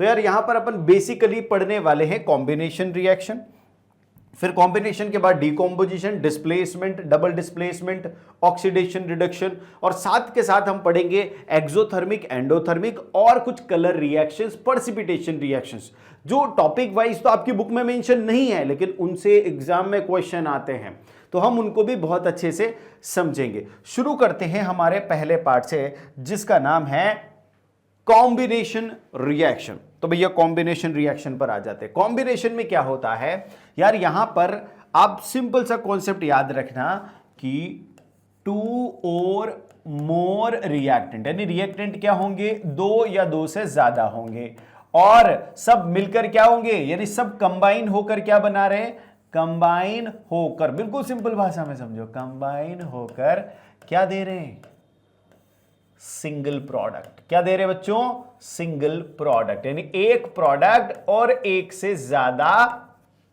रिएक्टेंट। तो आपको इसकी कॉम्बिनेशन टाइप की रिएक्शंस को आइडेंटिफाई करने का सिंपल सा तरीका से कि भैया रिएक्टेंट में 2 या 2 से ज्यादा रिएक्टेंट होंगे और प्रोडक्ट सिर्फ अकेला होगा। तो यहां पर देखो वही सेम चीज लिखी हुई है, these are the reactions in which a product is formed. क्या, a product is formed by combining 2 or more reactants। अब यहां पर कुछ एग्जांपल्स हम लेते हैं, जिसमें सबसे पहला एग्जांपल है जिसके बारे में वेरी इनिशियल स्टेज में इस चैप्टर में मैं बात भी कर चुका हूं। क्या बात कर चुका हूं भाई, मैंने आप लोगों को बताया था कि मेरी मम्मी ने मेरे को बोला कि भैया एक चूने का पत्थर लेके आना, मतलब कैल्शियम ऑक्साइड क्विक लाइम को मैं यहां पर चूने का पत्थर बोल रहा हूं, वैसे तो कैल्शियम कार्बोनेट बोलते हैं पत्थर को, लेकिन मैं यहां पर क्विक लाइम लेकर आया और मैंने मटके में डाला उसे। जैसे मटके में डाला पानी के साथ, उस कैल्शियम ऑक्साइड ने रिएक्शन करी, रिएक्शन में बहुत सारी हीट इवॉल्व हुई और उस हीट की वजह से वो मटका भी गर्म हो गया। तो यहां पर वही एग्जांपल ये लिया जा रहा है कि कैल्शियम ऑक्साइड जिसको हम क्विक लाइम बोलते हैं, ध्यान रखें इनके जो कॉमन नेम है that are very very important. वो जो XYZ टाइप की रिएक्शंस आती है ना एग्जाम में, भाई उनमें कॉमन नेम ही लिखा होता है, तो that is very very important. तो कैल्शियम ऑक्साइड, अब इसकी रिएक्शन किससे हो रही है? वाटर से। वाटर से ये रिएक्शन करके क्या बनाएगा? कैल्शियम हाइड्रोक्साइड जिसको हम बोलते हैं स्लैग्ड लाइम। क्या बोलते हैं बच्चों? Slagged lime. और साथ में हीट प्रोड्यूस होती है। अब तुम लोगों के दिमाग में आ रहा होगा कि सर आपने तो बोला था कि भैया दो या दो से ज्यादा रिएक्टेंट होंगे। बिल्कुल सही बात है, 2 रिएक्टेंट है तो मान लिए प्रोडक्ट एक होगा, लेकिन यहां पर तो 1 + 1 2 प्रोडक्ट है। तो मेरे प्यारे मित्र ध्यान से समझ, ये कोई फिजिकल प्रोडक्ट नहीं है। हीट के पास ना कोई मास होता है ना कोई स्पेस ऑक्यूपाई करती है, तो heat is not a matter. तो ये कोई फिजिकल प्रोडक्ट नहीं है। यानी यहां पर प्रोडक्ट तो एक ही है, यानी 2 या 2 से ज्यादा रिएक्टेंट और सिंगल प्रोडक्ट। तो कौन सी रिएक्शन हो गई? ये कॉम्बिनेशन रिएक्शन। अच्छा, इसमें एक और चीज है कि इस रिएक्शन में हीट प्रोड्यूस हो रही है, तो ऐसी रिएक्शंस जिनमें हीट प्रोड्यूस होती है उन रिएक्शंस को हम एक्सोथर्मिक रिएक्शन भी बोलते हैं। तो यानी ये एक्सोथर्मिक रिएक्शन का भी एग्जाम्पल है, कॉम्बिनेशन के साथ साथ एक्सोथर्मिक का भी एग्जाम्पल है। अब इसी रिएक्शन को थोड़ा सा और एक्सटेंड करते हैं। इस रिएक्शन का यूज कहां करते हैं? ये जो स्लैग्ड लाइम है जिसको हम कैल्शियम हाइड्रोक्साइड बोल रहे हैं, इसका यूज होता है व्हाइट वॉश में। व्हाइट वॉश बोले तो वही दीवारों पर चूना लगाना जो आजकल हम इंसानों को लगा रहे हैं, क्योंकि दीवारों पर तो पेंट होने लग गया। अभी हमें क्या करना है? ये जो स्लैग्ड लाइम है कैल्शियम हाइड्रोक्साइड, इसको हम दीवारों पर लगा देते हैं। लेकिन किंतु परंतु आप लोगों ने देखा होगा कि जैसे दीवार पे लगता है चमक नहीं आते, बोले मजा नहीं आया यार पेंटर साहब, मैंने अपने घर में चूना लगवाया, मैंने बोला मजा नहीं आया पेंटर साहब, दोबारा करो दोबारा करो। उन्होंने बोलते फिर एक बार और कर दिया, मैंने एक बार और, एक टच और दे दो, फिर भी मजा नहीं आ रहा। मैंने कहा यार और लोग पेंट कराते हैं, उनका घर तो बहुत चमकता है, मेरा घर क्यों नहीं चमक रहा है? मैंने कोई कसर छोड़ दी पेंट में? खराब पेंट तो नहीं आ गया? उन्होंने बोला श्रीमान आप टीचर है, आपने एक रिएक्शन पढ़ी है क्या? मैंने कहा कौन सी रिएक्शन? ये वाली रिएक्शन। इसमें क्या होता है कि थोड़ा समय लगता है चमकाने में।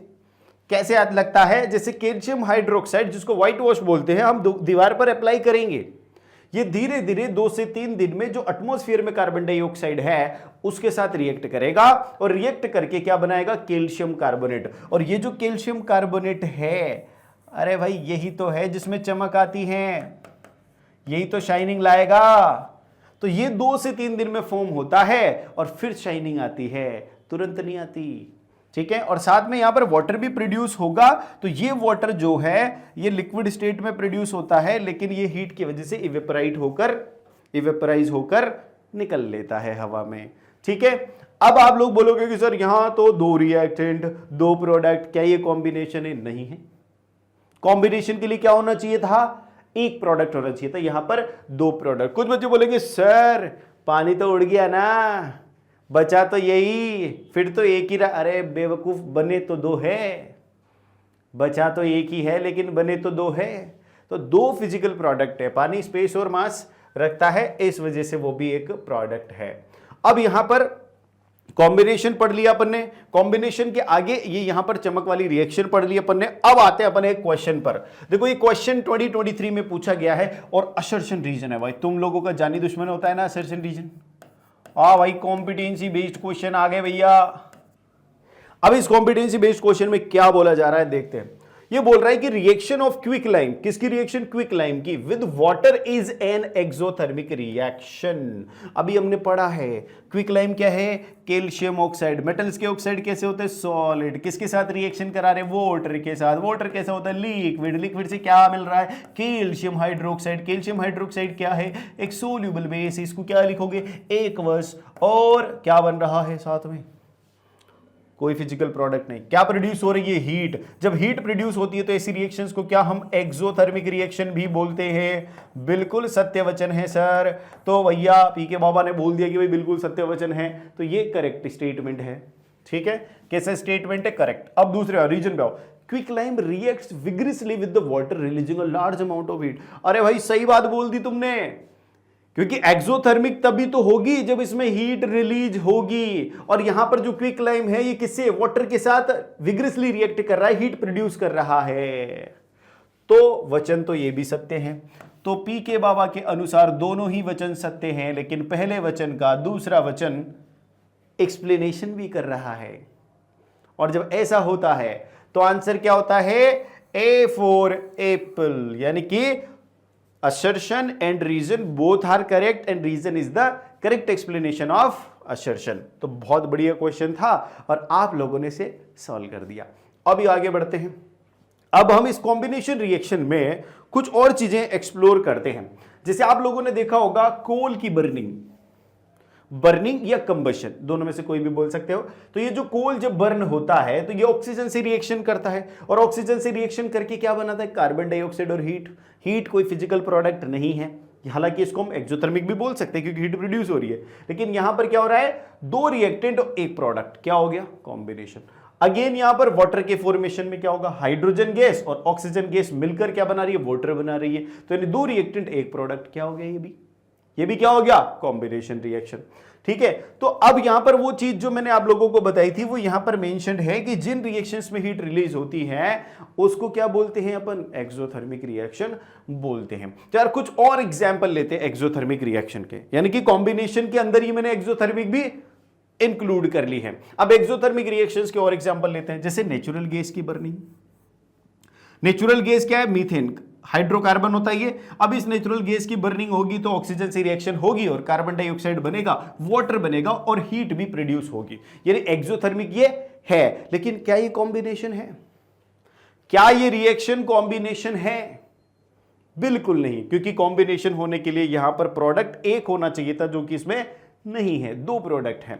अब एक बात आप लोगों को बता दूं, यहां पर इससे पहले जितनी भी रिएक्शंस मैंने पढ़ी, जैसे वाटर का फॉर्मेशन, जैसे कि कार्बन डाइऑक्साइड मतलब कार्बन कोल की बर्निंग, ये दोनों कॉम्बिनेशन भी है और एक्सोथर्मिक भी है।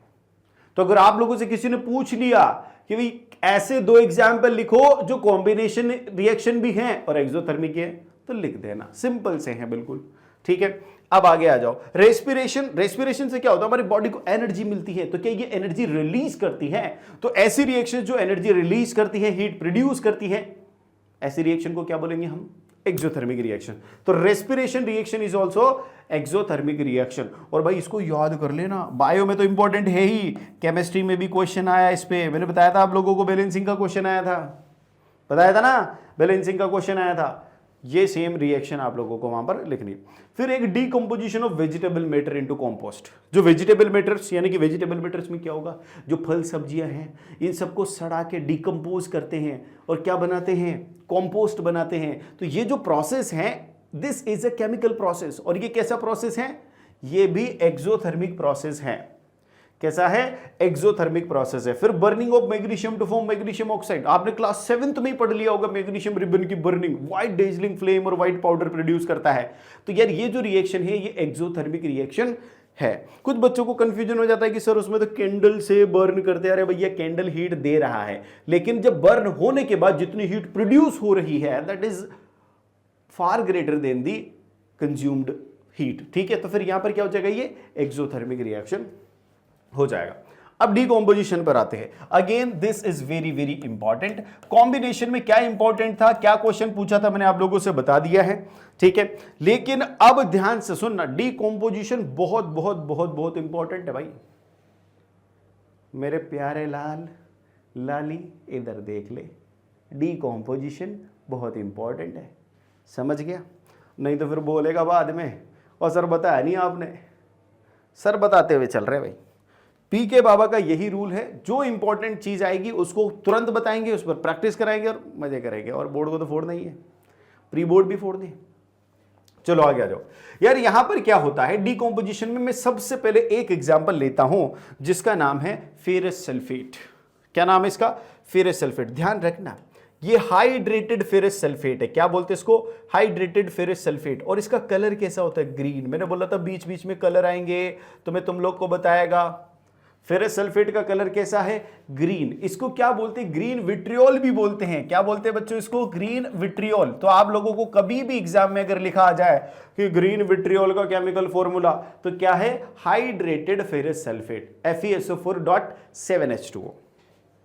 ठीक है। अब जब आप इसे गर्म करोगे तो ध्यान से देखना इसे, जैसे आप इसे गर्म करोगे, हीट करोगे, हीट करते सबसे पहले इसके अंदर के जो वाटर मॉलिक्यूल्स है, जो वाटर ऑफ क्रिस्टलाइजेशन है, वो फुर हो जाएगा। तो जैसे वो फुर होगा, इसका क्विकली इसका जो कलर है वो ग्रीन से कैसा हो जाएगा? व्हाइट हो जाएगा। लेकिन वो व्हाइट कलर ज्यादा देर तक नहीं रुकेगा, यानी ग्रीन से व्हाइट हुआ बट फ्रैक्शन ऑफ सेकंड के लिए व्हाइट रहेगा, और आप इसको हीट करते रहे तो ये तुरंत किस कलर में कन्वर्ट हो जाएगा? ब्राउन कलर के फेरिक ऑक्साइड में। किस में कन्वर्ट हो जाएगा? ब्राउन कलर के फेरिक ऑक्साइड में। और क्या देगा? सल्फर डाइऑक्साइड और सल्फर ट्राइऑक्साइड। यहां पर सल्फर की पंजेंट स्मेल भी आप लोगों को आएगी। यानी जब फेरस सल्फेट टेस्ट ट्यूब में जो कि किस कलर का? ग्रीन कलर का है, जब वो डिकम्पोज होता है तो डिकम्पोज होकर क्या बनाता है? वो फेरिक ऑक्साइड, सल्फर डाइऑक्साइड और सल्फर ट्राइऑक्साइड। अब लेकिन यहां पर एक चीज समझने की थी, वो ये है, अगर तुमसे किसी ने पूछा कि मेरे प्यारे दोस्त, क्या तू ये बताएगा कि among the following equation which one is the decomposition reaction, तो तुम बता सकते हो क्या? अब मैं बात करता हूं उसकी आइडेंटिटी पर कि कैसे से पहचानेंगे। देखो, डीकंपोज का मतलब होता है टूटना, यानी यहां पर क्या होगा? एक रिएक्टेंट होगा। कितने रिएक्टेंट? Only one reactant. और वो एक रिएक्टेंट टूट जाएगा। टूटेगा तो क्या होगा? दो बनेंगे या दो से ज्यादा बनेंगे, यानी टू और मोर प्रोडक्ट्स। अभी चेक करो इसको, इस एग्जांपल को चेक करो। इस एग्जांपल में क्या हो रहा है? यहां पर हमारे पास फेरस सल्फेट है, उसको हीट करने से 1 2 3 ferric oxide, sulphur dioxide, sulphur trioxide, 3 product बन रहे हैं। यानी एक रिएक्टेंट 3 प्रोडक्ट, एक रिएक्टेंट 3 प्रोडक्ट। हो गया दो से ज्यादा प्रोडक्ट, बस क्या हो गया? डीकंपोजिशन। एक और एग्जांपल है इसका, जो कैल्शियम कार्बोनेट का है।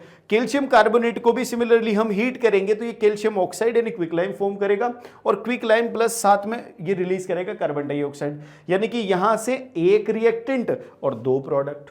हो गया डीकंपोजिशन। सिमिलरली हीट करने पर लेड नाइट्रेट नाम का जो एक सब्सटेंस है, ये लेड नाइट्रेट भी लेड ऑक्साइड, नाइट्रोजन डाइऑक्साइड और ऑक्सीजन प्रोड्यूस करता है। और इसमें क्या होता है? ये जो लेड ऑक्साइड है ना, इसका कलर होता है येलोइश। इसका कलर, अगर ये सॉलिड स्टेट में आप यूज कर रहे हैं सॉल्ट को, तो इसका कलर कैसा होगा? व्हाइट होगा। अदरवाइज इसका कलर कलरलेस होता है। जब इसको एक्वा सॉल्यूशन में यूज करोगे तो कलरलेस होता है। तो डीकंपोजिशन जब भी आप करेंगे सॉलिड स्टेट में ही यूज करना। जैसे यहां पर मैंने कैल्शियम कार्बोनेट सॉलिड स्टेट में, यहां पर मैं बात करूंगा किसका? फेरस सल्फेट सॉलिड स्टेट में। ध्यान रखना, मैंने यहां पर क्योंकि फेरस सल्फेट एक सॉल्युबल सॉल्ट है तो मैं एक्वस लिख सकता था, लेकिन नहीं लिखा, क्योंकि मुझे सॉलिड से डीकंपोज करना है। मुझे सॉलिड स्टेट से डीकंपोज करना है, मुझे सॉलिड स्टेट से डीकंपोज करना है। ध्यान रहेगी बात। जब भी मैं दूसरी रिएक्शन में इसको यूज करूंगा तो एक्वस सॉल्यूशन लिखूंगा, लेकिन जब भी डीकंपोजिशन की बात आएगी, जब इस पर हीट प्रोवाइड की जाएगी और ये डीकंपोज होगा, तब इसमें सॉलिड स्टेट मेंशन करनी पड़ेगी मेरे प्यारे दोस्त। अब हम आते हैं, यहां तक जितने भी हमने डीकंपोजिशन पढ़े, उन डीकंपोजिशंस में हीट की जरूरत पड़ी, यानी उन रिएक्शंस में हीट एब्जॉर्ब हो रही है और उस हीट की वजह से ही डीकंपोजिशन हो रहा है। तो ऐसी रिएक्शंस जिनमें हीट अंदर जाती है, एब्जॉर्ब होती है, क्या बोलते हैं उनको? क्या बोलते हैं? Endothermic reaction. लिखो, कमेंट में लिखो फटाफट से, एंडोथर्मिक रिएक्शन। तो वो कौन सी रिएक्शंस थी? एंडोथर्मिक, यानी फेरस सल्फेट का डीकंपोजिशन एंडोथर्मिक, यानी कि कैल्शियम कार्बोनेट का डीकंपोजिशन एंडोथर्मिक, और लेड नाइट्रेट का डीकंपोजिशन एंडोथर्मिक। और एक बात ध्यान रखना, यहां पर जो डीकंपोजिशन हो रहा था वो हीट की वजह से, हीट को थर्म बोलते हैं क्या अपन? तो ये कौन सी डीकंपोजिशन थे? Thermal decompositions. तो all 3 examples are of thermal decomposition. अब हम बात करेंगे इलेक्ट्रोलाइटिक डीकंपोजिशन की। ये एक नया डीकंपोजिशन है, इलेक्ट्रोलाइटिक। इलेक्ट्रोलाइटिक का मतलब क्या है? यहां पर सब्सटेंस इलेक्ट्रोलाइट की तरह यूज होगा और फिर डीकंपोज हो जाएगा। तो इसी प्रकार में वाटर में अगर इलेक्ट्रिसिटी पास करता हूं इस प्रकार से इलेक्ट्रोड लगाकर, तो एक इलेक्ट्रोड पर हाइड्रोजन गैस, दूसरे इलेक्ट्रोड पर ऑक्सीजन गैस प्रोड्यूस होती है। सिंपल सा कॉन्सेप्ट है। इलेक्ट्रिसिटी की वजह से डीकंपोजिशन हो रहा है, तो क्या हो रहा है? क्या हो रहा है भाई? Electrolytic decomposition. लेकिन इसमें क्वेश्चन बहुत बेहतरीन आया। पिछले साल इस टॉपिक से, पर्टिकुलर टॉपिक से बहुत बेहतरीन क्वेश्चन आया है और इस साल उससे भी बेहतरीन क्वेश्चन आएगा, ये मैं तुमसे बोल रहा हूं। इस टॉपिक के पीछे मैंने लिख लिया 2026। अब तुम देख लेना, जैसे बोर्ड का एग्जाम आएगा उसमें इस टॉपिक से क्वेश्चन होगा और बहुत बेहतरीन क्वेश्चन होगा, और यह भी हो सकता है कि 3 नंबर में आ जाए। देख लो भाई। तो मेरा प्रेडिक्शन है, पीके बाबा जो बोलते हैं वो होता है। अब कुछ बातें मैं यहां पर बता देना चाहता हूं। यहां पर ये 2 इलेक्ट्रोड है, एक पॉजिटिव इलेक्ट्रोड होगा और एक नेगेटिव इलेक्ट्रोड होगा, यही होता है। जैसे यहां पर मैं बात कर लूं, सिंपल सी डायरेक्ट बात करते भाई, यहां पर लगा दे। ये बैटरी है, इनमें से एक टर्मिनल पॉजिटिव एक नेगेटिव, यही होगा, ठीक है। तो मैं यहां मानता हूं कि ये वाला नेगेटिव है और ये वाला पॉजिटिव है। ऐसा मैं क्यों मान रहा हूं? क्योंकि जैसे ही वाटर टूटेगा, एक तो H+ आयन फॉर्म होंगे। क्या होंगे फॉर्म? H+ ion. सिंपल सी बात करते हैं, H+ आयन, और एक तरफ से ऑक्सीजन माइनस आयन, यही हो रहा है। अब नेगेटिव आयन किधर जाएंगे? जो पॉजिटिव इलेक्ट्रोड होगा, नेगेटिव आयन किधर जाएंगे? पॉजिटिव इलेक्ट्रोड, यानी कि ये किस पर एक्यूमुलेट होगा? पॉजिटिव इलेक्ट्रोड पर। और पॉजिटिव इलेक्ट्रोड पर क्या बनेगी? Oxygen gas. और ऐसे ही ये नेगेटिव इलेक्ट्रोड पर होगा, नेगेटिव इलेक्ट्रोड पर क्या बन रही है? Hydrogen gas. अच्छा, एक बात और देखें, वो इलेक्ट्रोड जो नेगेटिव है वहां पर क्या, अगर मैं बबल्स की बात करूं, अगर मैं वॉल्यूम की बात करूं, तो क्या हाइड्रोजन और ऑक्सीजन का जो वॉल्यूम रेशियो है, क्या वो 2:1 है? यानी हाइड्रोजन डबल क्वांटिटी में प्रोड्यूस होगी as compare to the oxygen. यानी अगर मैं वॉल्यूम की बात करूं तो वॉल्यूम किसका ज्यादा होगा? जिसमें नंबर ऑफ बबल्स डबल हैं वहां क्या है? हाइड्रोजन। यानी ये वाले इलेक्ट्रोड पर क्या प्रोड्यूस हो रहा है? Hydrogen gas. ये वाले इलेक्ट्रोड पर ऑक्सीजन गैस। देख लो नंबर ऑफ बबल्स, ये नेगेटिव होगा, ये पॉजिटिव होगा। अच्छा, इनके नाम सर, यहां वहां तो नेगेटिव पॉजिटिव इलेक्ट्रोड तो नहीं आएगा ना, वहां तो एनोड कैथोड आएगा। क्या आएगा? Anode cathode. तो भाई आप ध्यान से समझे, आप एनाइन समझते हैं क्या? एनाइन क्या होता है? नेगेटिव आयन, यानी अनेगेटिव आयन। ऐसे आप केटाइन समझते हैं, इसको क्या बोलते हैं अपन? Positive ion. तो इलेक्ट्रोड इनका उल्टा है, यानी अगर नेगेटिव आयन जिस इलेक्ट्रोड पर है, यानी नेगेटिवली चार्ज इलेक्ट्रोड है, तो उसको मैं कैथोड बोलूंगा। क्या बोलूंगा भाई? कैथोड। और इसको बोलूंगा एनोड, पॉजिटिव चार्ज को। तो यहां पर अगर मैं बात करूं तो एनोड क्या है? एनोड वो इलेक्ट्रोड है जिस पर क्या प्रोड्यूस हो रहा है? ऑक्सीजन। और कैथोड वो इलेक्ट्रोड है जिस पर क्या प्रोड्यूस हो रहा है? हाइड्रोजन। Is it clear? बहुत प्यार से अपने बात करी। अच्छा, यहां पर ये जो वॉल्यूम रेशियो है, इस पर अब तक क्वेश्चन आता था, लेकिन 2025 में वॉल्यूम पर नहीं आया। किस पर आया? मास रेशियो पर।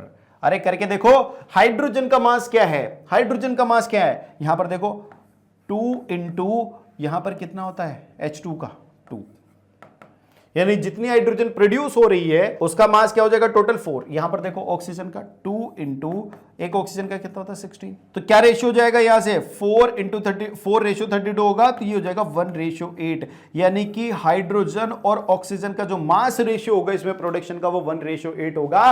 और ये 2025 में क्वेश्चन पूछा गया है, और इस बार वॉल्यूम रेशियो पर भी आ सकता है। और मैं तो कहूं इस बार ये एनोड कैथोड पर कौन सी गैस प्रोड्यूस हो रही, इस पर क्वेश्चन आएगा, पक्की बात है। चलो आ जाओ, इस पर क्वेश्चन करते हैं। इस पर क्वेश्चन है सिंपल सा, which one of the following reaction is categorised as thermal decomposition? इनमें से कौन सी रिएक्शन थर्मल डीकंपोजिशन है, उस पर हम बात कर लेते हैं। यार थर्मल डीकंपोजिशन अपन ने पढ़ा है अभी, क्या वाटर का H2 और O2 में? नहीं, ये कौन सी है? ये तो इलेक्ट्रोलाइटिक है। अच्छा, ये AgBr और AgCl, देखो ये क्वेश्चन गलत जगह पर आ गया यार। ये दोनों कौन सी है? फोटोलाइटिक डीकंपोजिशन है, आगे हम पढ़ने वाले हैं। फोटोलाइटिक है। और यहां पर आप लोगों ने पढ़ा था कि कैल्शियम कार्बोनेट को हीट करते हैं तो कैल्शियम ऑक्साइड यानी क्विकलाइम और क्या देता है? Carbon dioxide. यानी कि लाइमस्टोन क्विकलाइम और कार्बन डाइऑक्साइड देता है। ये किसमें पढ़ा था अपन ने? Thermo decomposition. तो ये थर्मल डीकंपोजिशन का एग्जाम्पल है, ये 2021 में है। चलो, ये तो बहुत सिंपल क्वेश्चन था साहब, आंसर आ गया डी। आगे बढ़ते हैं। अब आ गया भाई ये 2025 वाला क्वेश्चन। देखो देखो भाई कितना मस्त क्वेश्चन आया। चलो अच्छे से इसको सॉल्व करते हैं। इसमें पूछा which of the following in the following experiment setup of electrolysis of water if P and Q are the gases collected in the test tube enclosing the electrodes R and S। यानी electrode का नाम है R और S और gases का नाम है P और S। बहुत बढ़िया। तो यहां पर अगर मैं R और S इलेक्ट्रोड के बारे में बात करूं, ध्यान से समझना, क्या यहां पर तुमको ज्यादा बबल्स इसमें नजर आ रहे हैं? ज्यादा बबल्स इसमें नजर आ रहे हैं? ये इसमें सर बबल्स तो लगभग बराबर लग रहा है, यहाँ तो 5 है, यहाँ पर भी इधर काउंट करेंगे तो बबल वाला तो नहीं है भाई, बबल वाला नहीं है। अच्छा तो वॉल्यूम देख लो, वॉल्यूम ऑफ गैस। अच्छा यहां पर वॉल्यूम कम, यहां पर वॉल्यूम ज्यादा नजर आ रहा है क्या? यानी Q पर आपको वॉल्यूम ज्यादा नजर आ रहा है और P पर आपको वॉल्यूम कम नजर आ रहा है। तो कौन सी गैस वॉल्यूम ज्यादा है? हाइड्रोजन गैस का वॉल्यूम ज्यादा है ना, और ऑक्सीजन गैस का वॉल्यूम कम है कि नहीं? H2O जब डिकम्पोज होता है, वाटर जब डिकम्पोज होता है, मैं यहां पर रिएक्शंस भी लिख देता हूं, H2O जब डिकम्पोज होता है तो ये क्या देता है? ये 2 हाइड्रोजन गैस के मॉलिक्यूल प्लस 1 ऑक्सीजन गैस का मॉलिक्यूल देता है। यानी कि वॉल्यूम वाइज अगर मैं बात करूं तो हाइड्रोजन ज्यादा प्रोड्यूस होती है। तो मैं यहां पर ये क्लियर कर चुका हूं कि कहां पर हाइड्रोजन है, हाइड्रोजन यहां पर है। अब जहां हाइड्रोजन होती है क्या वो नेगेटिव इलेक्ट्रोड होता है? क्योंकि हाइड्रोजन पॉजिटिव आयन होते हैं और वो नेगेटिव इलेक्ट्रोड पर जाएगा। अच्छा नेगेटिव इलेक्ट्रोड को क्या हम कैथोड बोलते हैं? बोलो बोलो बोलो, नेगेटिव इलेक्ट्रोड को क्या हम कैथोड बोलते हैं और पॉजिटिव इलेक्ट्रोड को क्या हम एनोड बोलते हैं? यानी आर क्या है? अगर इलेक्ट्रोड की बात चल रही है तो आर क्या है? एनोड। और P क्या है, सॉरी S क्या है? कैथोड। और P क्या है? ऑक्सीजन। और Q क्या है? हाइड्रोजन। चलो आ जाओ चेक करते भाई। यहां पर P क्या है भाई? ओ हो सिंपल सा, P क्या है? ऑक्सीजन। P ऑक्सीजन बिल्कुल मैच कर रहा है, P हाइड्रोजन मैच नहीं कर रहा, हटाओ इसे। P जहां पर हाइड्रोजन है उसको हटा दो, ठीक है। फिर उसके बाद Q क्या है? हाइड्रोजन। तो Q हाइड्रोजन है, तो Q यहां हाइड्रोजन है, Q ऑक्सीजन लिखा है, इसको हटा दो, ठीक है। अब क्या होगा? P ऑक्सीजन है और ऑक्सीजन कहां प्रोड्यूस हो रही है? एनोड पर। R एनोड है, बिल्कुल सत्य वचन है। यहां पर देखो Q हाइड्रोजन है और हाइड्रोजन कहां प्रोड्यूस हो रही है? कैथोड पर, बिल्कुल सत्य वचन है। यानी फर्स्ट और थर्ड आपका करेक्ट आंसर होगा, जो कि सी ऑप्शन में है। बहुत ही प्यारा क्वेश्चन पूछा है, बहुत ही कॉन्सेप्चुअल क्वेश्चन पूछा है। अगर कॉन्सेप्ट क्लियर नहीं है हवा निकल जाएगी, समझ गए आप? चलो एक और क्वेश्चन, ये भी 2025 में पूछा गया कि electrolysis of water is decomposition reaction. बिल्कुल सत्य बात है। The mass ratio of hydrogen over the oxygen gases liberated at the electrodes during the electrolysis of water is.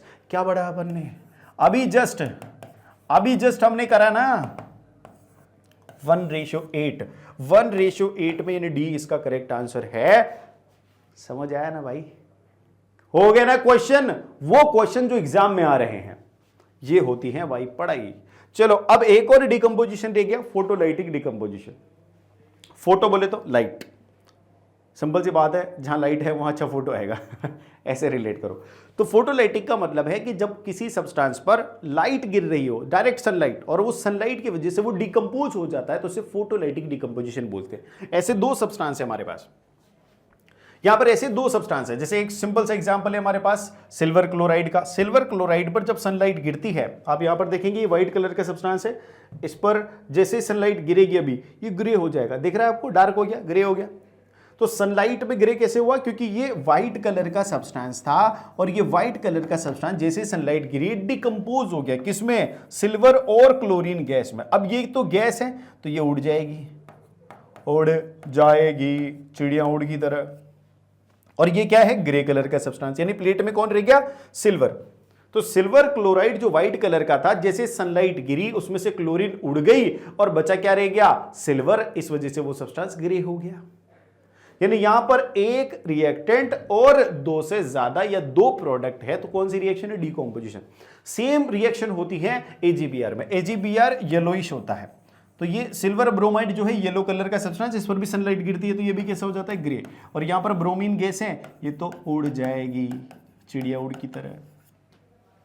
Simple सा कॉन्सेप्ट है। और इन सब्सटेंसेस का यूज जो है पहले हम ब्लैक एंड व्हाइट फोटोग्राफी में किया जाता था। जैसे सिल्वर है, अभी सिल्वर पर जहां जहां लाइट भेजनी है वहां लाइट जाएगी और वहां पर ग्रे हो जाएगा, बाकी पोर्शन व्हाइट। तो ब्लैक एंड व्हाइट वाला सीन यहां पर किसमें?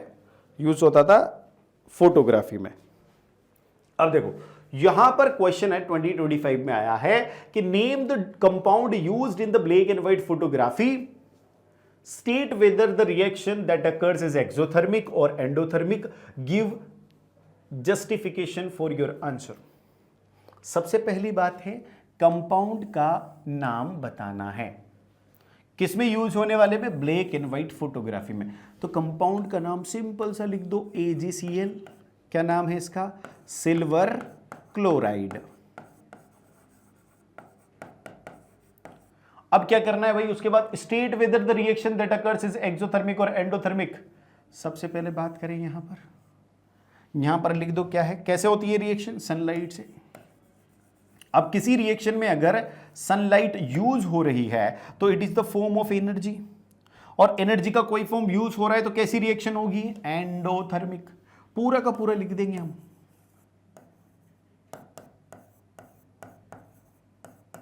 ठीक है, और स्टेट के साथ लिख दो, मजा आ जाएगा। मैंने क्या बोला, डीकंपोजिशन में सॉलिड लेते हैं, ये सॉलिड ये सॉलिड, अब इसको स्टेट के साथ और बैलेंस करके लिख दोगे तो ये होगी रिएक्शन। अब यहां पर आप देखो, यहां पर आपको इतना सा लिखना है, because in this reaction sunlight is used as the source of energy, that's why this kind of reaction, this is the endothermic kind of reaction. ठीक है, इज इट क्लियर? बहुत बढ़िया, बहुत प्यारा सा क्वेश्चन आया, और ऐसा क्वेश्चन इस बार भी आ सकता है, पक्की बात है। ठीक है, वो घुमाकर आएगा इस बार। अब एक और क्वेश्चन CBSE 2025 में आया, असर्शन रीजन क्या आया भाई, decomposition reactions are generally endothermic reaction. क्या डीकंपोजिशन रिएक्शन सारी एंडोथर्मिक है? जनरली, ठीक है ना, इसने एक चीज मेंशन कर दी जनरली, तो ये बिल्कुल करेक्ट स्टेटमेंट है। अच्छा, अगर ये बोलता, एक बहुत ही मजे की बात बता दूं तुम्हें, अगर इसमें बोला होता कि all decomposition reactions are generally endothermic, तब ये करेक्ट होता क्या? बिल्कुल भी नहीं, क्योंकि हमें एक डीकंपोजिशन रिएक्शन तो याद है सर, पूरी दुनिया की रिएक्शनों का हमें नहीं पता, लेकिन एक तो याद है जिसको बोलता हूं मैं डीकंपोजिशन ऑफ वेजिटेबल मैटर, और वो कौन सी है, exothermic, that is not endothermic. यानी all decomposition reactions are not endothermic, पर जनरली दे आर एंडोथर्मिक। ठीक है, तो जनरली लगा दिया भैया, हम सेफ साइड खेल गए। अभी रीजन पर आओ, decomposition of organic matter into compost is an exothermic reaction process. बिल्कुल, तो दोनों स्टेटमेंट तो सही है, बट क्या ये वाला स्टेटमेंट उसे सपोर्ट कर रहा है कि नहीं, ये तो कॉन्ट्राडिक्ट कर रहा है। तो असर्शन भी ट्रू और रीजन भी ट्रू, तो आंसर क्या हो जाएगा, बी हो जाएगा, बट करेक्ट एक्सप्लेनेशन नहीं है, तो बी आंसर हो जाएगा। बहुत प्यारा क्वेश्चन, अति प्यारा क्वेश्चन आप लोगों से एग्जाम में पूछा है यार। ऐसे कई सारे क्वेश्चन आते रहेंगे। देखो ये वाला क्वेश्चन है, यहां पर list the possible sources of energy required in the decomposition reaction, illustrate any one with suitable example. एक आपको एग्जांपल के साथ इलस्ट्रेट करना है। बी में क्या है, what is observed when hydrated ferrous sulphate crystals are heated in dry boiling tube, give the balanced chemical equation. अब आप लोगों को करना क्या है, आप लोगों के पास 1 मिनट का समय है, कमेंट में आपको दोनों केमिकल रिएक्शंस लिखनी है। पहले वाले की भी लिखनी है with the source of energy, दूसरे वाले की भी लिखनी है फेरस सल्फेट का डीकंपोजिशन। तुरंत लिखो, फटाफट से लिखो। लिख दिया कमेंट भाई, वाह भाई वाह भाई, तुम सब लोगों के कमेंट देखकर मजा आ गया यार, बहुत सारे बच्चों ने कमेंट कर दिया ये तो। अच्छा तुमने नहीं किया, तुम भी कर दो भाई, फटाफट कर दो। अब तुम लोग सोच रहे होंगे कि ये क्या हो रहा है भाई, आप तो रिकॉर्ड कर रहे हो, आप कैसे हमारे कमेंट देख सकते हो सर पहले ही? तो पीके बाबा ही में क्या है, मैं पीके बाबा, फायर में फायर, कुछ भी देख सकता है मैं। अभी आ जाओ भाई, इसको समझते हैं अपन। देखो यहां पर sources, possible sources of energy required list करनी है आप लोगों को। क्या क्या लिखना है, एक दो हीट, दूसरा इलेक्ट्रिसिटी, तीसरा सनलाइट, और तीनों में से किसी एक का एग्जाम्पल लिखना है। बहुत प्यारे तरीके से आप लोगों ने लिखा है। ठीक है, एक एग्जाम्पल लिख दो, कुछ भी, यही AgCl वाले लिख दो, AgCl सॉलिड। जब आप इसमें सनलाइट, ये सनलाइट लिख दिए अपन ने, सिंपल सा क्या हो जाएगा, AgOG Cl2 खत्म। ठीक है, फिर हाइड्रेटेड फेरस सल्फेट, आप सिंपल सा हाइड्रेटेड फेरस सल्फेट के बारे में करें, ये FeSO4 7H2O, ठीक है। आप डायरेक्ट इक्वेशन लिखे ना तो आप ऐसे भी लिख सकते हैं, यहाँ पर ब्रैकेट में S लिख देना सॉलिड और यहाँ पर लिख देना हीट, और आप यहाँ पर इसको डायरेक्ट भी लिख सकते हैं Fe2O3 solid plus SO2 plus SO3, ये गैसेज हैं, प्लस H2O भी लिख सकते हो। Is it clear? बहुत सिंपल सा है। अब आ जाओ भाई, अब आता है हमारा next type of reaction, that is displacement. ये बहुत ही प्यारा है, प्यारा प्यारा प्यारा, अति प्यारा। इससे भी हर साल कोई ना कोई क्वेश्चन पूछा ही जाता है। ये तो पूरा चैप्टर ही इंपॉर्टेंट है, लेकिन मैं उस इंपॉर्टेंट चैप्टर के अंदर भी क्या क्या बारीकियां आप लोगों को याद रखनी है वो भी बताते हुए चल रहा हूं। अब आ जाओ भाई, सिंपल सी बातें करते हैं इसमें। डिस्प्लेसमेंट क्या होता है? आप किसी को उसी की जगह से कब डिस्प्लेस कर सकते हैं? जब आप उससे ज्यादा ताकतवर हैं। लेट्स सपोज छोटा सा एग्जांपल लेते हैं, वो वाले एग्जांपल तुम लोग समझ जाते बिल्कुल अच्छे से। मान लो तुम और तुम्हारी महिला मित्र है, अच्छे रिलेशन है तुम्हारे बीच, लेकिन कोई तुमसे ज्यादा हैंडसम बंदा आ गया। तुम्हारे महिला मित्र का कॉन्सेप्ट क्लियर है भाई, उसने बोला मैंने ज्यादा हैंडसम देखा, तुमको छोड़ दूंगी। तो क्या होगा? अगर ज्यादा हैंडसम है तो वो तुम्हें डिस्प्लेस कर देगा और खुद बैठ जाएगा और तुम क्या हो जाओगे? अकेले। सिंपल सा यहां पर भी वही होता है। जैसे अगर मैं बात करूं किसकी? आयरन की। आयरन जो है वो अकेला है पहले, और कॉपर बेचारा किसके साथ है? उसके सॉल्ट में है, अपनी महिला मित्र के साथ। अब देखा कि आयरन ज्यादा हैंडसम है, तो आयरन ने क्या किया? कॉपर को डिस्प्लेस कर दिया और क्या बना लिया? Ferrous sulphate. और बेचारा कॉपर क्या हो गया? अकेला। यह है डिस्प्लेसमेंट रिएक्शन। अच्छा, क्या कॉपर भी वापस आयरन को डिस्प्लेस कर सकता है? नहीं। यहां पर मैटर क्या है? मोर हैंडसम। तो यहां पर केमिस्ट्री में मोर हैंडसम को हम रिलेट करते हैं रिएक्टिविटी से। जो ज्यादा रिएक्टिव होगा वो कम रिएक्टिव मेटल को उसके सोल्ट से, किसके सोल्ट से? कम रिएक्टिव मेटल के सोल्ट से डिस्प्लेस कर देगा, यानी उसके खुद के ही सोल्ट से निकाल के फेंक देगा। ये है आप लोगों का डिस्प्लेसमेंट। अच्छा, ये रिएक्शन कलर रिएक्शन के नाम से भी बहुत ज्यादा फेमस है, क्योंकि आप जानते हैं यहां पर जो कॉपर सल्फेट है उसका एक्वस सॉल्यूशन ब्लू कलर का होता है, और जैसे आप इसमें आयरन मिलाते हैं तो थोड़ी देर बाद ये सॉल्यूशन ब्लू कलर से ग्रीन कलर का हो जाता है, और ये जो आयरन नेल है इसके ऊपर ये कॉपर डिपॉजिट हो जाता है ब्राउन कलर का। तो ये ब्राउन, ये कैसे था? ग्रे।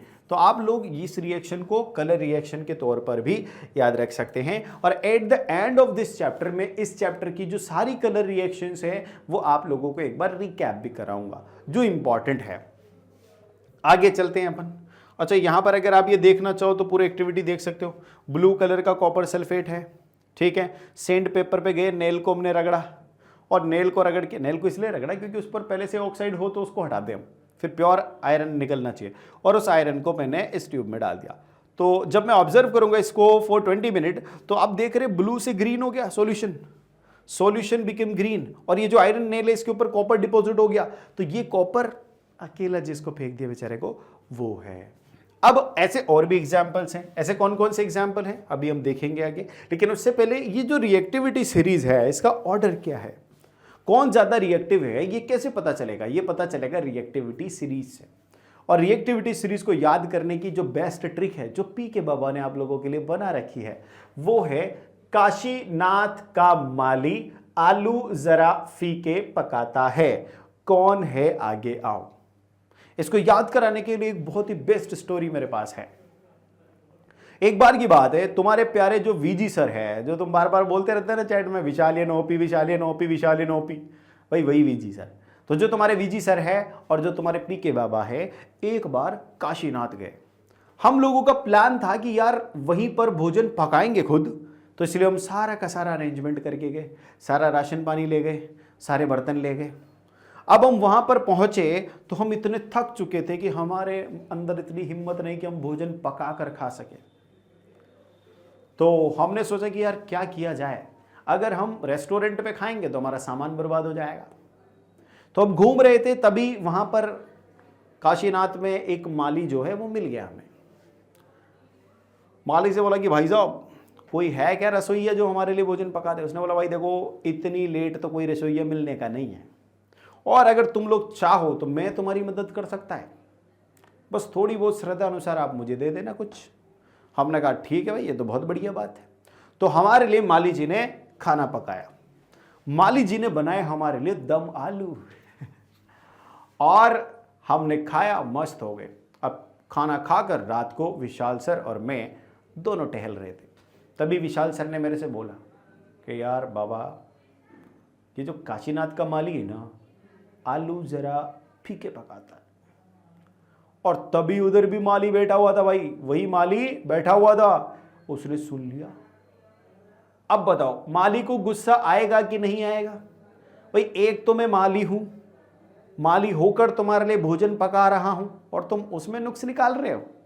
उसने बोला कौन है, कौन है, इधर आओ। ऐसा बोलते ही मेरी ट्रिक बन गई। तो भाई काशीनाथ का माली आलू जरा फीके पकाता है, कौन है आगे आओ।